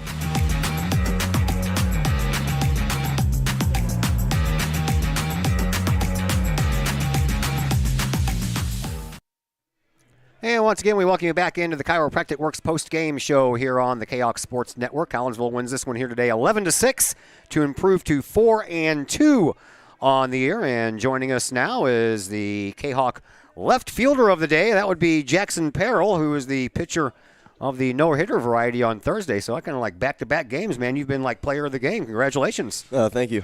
All right, let's talk about the no-hitter first before we get into this one, man. 15 strikeouts and 17 batters faced. That is just completely unheard of. Tell me about how you felt that day going in and how you felt throughout the game leading up to that no-hitter. Going in, I just wanted to compete and fill up the strike zone and rely on my defense to make plays. But me and my catcher, Cy, had a good bond before the game. We had a good warm-up, and then we just went in to compete, and then good things came out of it. Did you know what you were doing when you were doing it, or did somebody have to tell you, hey, man, you got a no-hitter going? I tried to keep the number of strikeouts out of my head. I didn't want to get too cocky and then end up giving up a hit. But I just went out there and tried to compete, fill up the zone, and, good things happened. So the day wasn't very nice, man. It was a pretty crappy day. It was wet and windy and cold. And did that help you, hurt you, or did you just put that out of your mind? I tried to not let it affect me, but there's a couple times where I kind of had to deal with a wet ball, and then I tried to throw a couple off speeds, and it would kind of slip here and there, and then I'd slip off the mound. But I just went out there and tried to do the best I could and see what happened. Nicely done, dude. Nicely done. All right, let's talk about today's game. You were 3 for 3, 2 singles, a double, and a couple of runs batted in. Not a bad afternoon there in the field. Yeah, I just went up there and tried to find a barrel, and then found 2 through the 6 hole, and then the second one I found a ball in the left field a little bit, and then trying to carry it on in the next couple games here next week. Took you long enough to get that first RBI. Yeah, it did. I had a rough couple first at-bats, but me and Coach Palm were working on some stuff during practices and everything, so hopefully we'll get that adjusted here. Yeah, you came up, and one of the first things you said to me is, man, what a crappy 6th inning. Yeah, we kind of got a little lazy there in the 6th inning, kind of letting balls drop, and we weren't making our plays, and we were just kind of getting a little lackadaisical out there, but we just got to be able to finish through all 7 innings strong. 6th game of the year. You guys are 4-2. This is a lot better feeling than the 0-6 was last year, wasn't it? Yes, sir. It feels good to win a couple games, get us a little momentum going. All right, man. We'll see you down the line. Thanks for the visit. All right. Thank you so much. All right. Jackson Perrell, left fielder today, went 3 for 3 at the plate with a couple of runs scored, 2 runs batted in. That on top of his no-hitter that he pitched on Thursday. So congratulations to young Mr. Jackson Perrell here. And let's go ahead and wrap this up as we get ready to get out of here. Collinsville wins this one today, 11-6. Kahok scored 11 runs on 12 hits. They committed 3 errors and left 1 base runner on base that whole entire game. The Althoff Crusaders, they pick up 6 runs on 5 hits. They commit a couple of errors, and they leave 5 base runners on base as Chris Kettler straps on the microphone once again. This was a nice game played despite that 6th inning. It got a little ugly for Collinsville, but a nice win nonetheless. I like that the players recognize that, that was a bad inning. We got to be better. You can't have any games like that. 1 bad inning could cost you, even if it's late in the 6th, but Kahok's rattled the bats and did a real good job here today on a, cool, windy day. But, we're off to a great start. Last year was 0-10, but 4-2 will do well here coming into conference play, which will heat up next week. Yeah, I like the way this team's playing. They're fun to watch. Yeah, they're fun. They're fun to watch. They're aggressive on the bases. They run well, and we got some pretty good pitchers too that can do a lot of good things. They'll be fun to watch here as the season goes along. Thank you, sir. Appreciate it. You have a fun weekend. All right, you too. All right, that is Mr. Kettler there, Chris Kettler. My name is Todd Duke. That's going to do it for us. Big thank you to Coach Brett Swip for the pregame interview. Only got about half of it in because of the early start. Started about 7 minutes early, so we didn't get to get that interview in. But thank him anyway. Big thank you to Jackson Perrell joining us on the postgame show. My name is Todd Duke. Tuesday, we're back at home at Kahok Stadium for a little girls soccer as the girls play some Southwestern Conference soccer style action against Belleville West. We'll be on the air a little bit after 6 o'clock for a scheduled 6:30 start. So until then, my name is Todd Duke. Everyone have a fantastic rest of your weekend.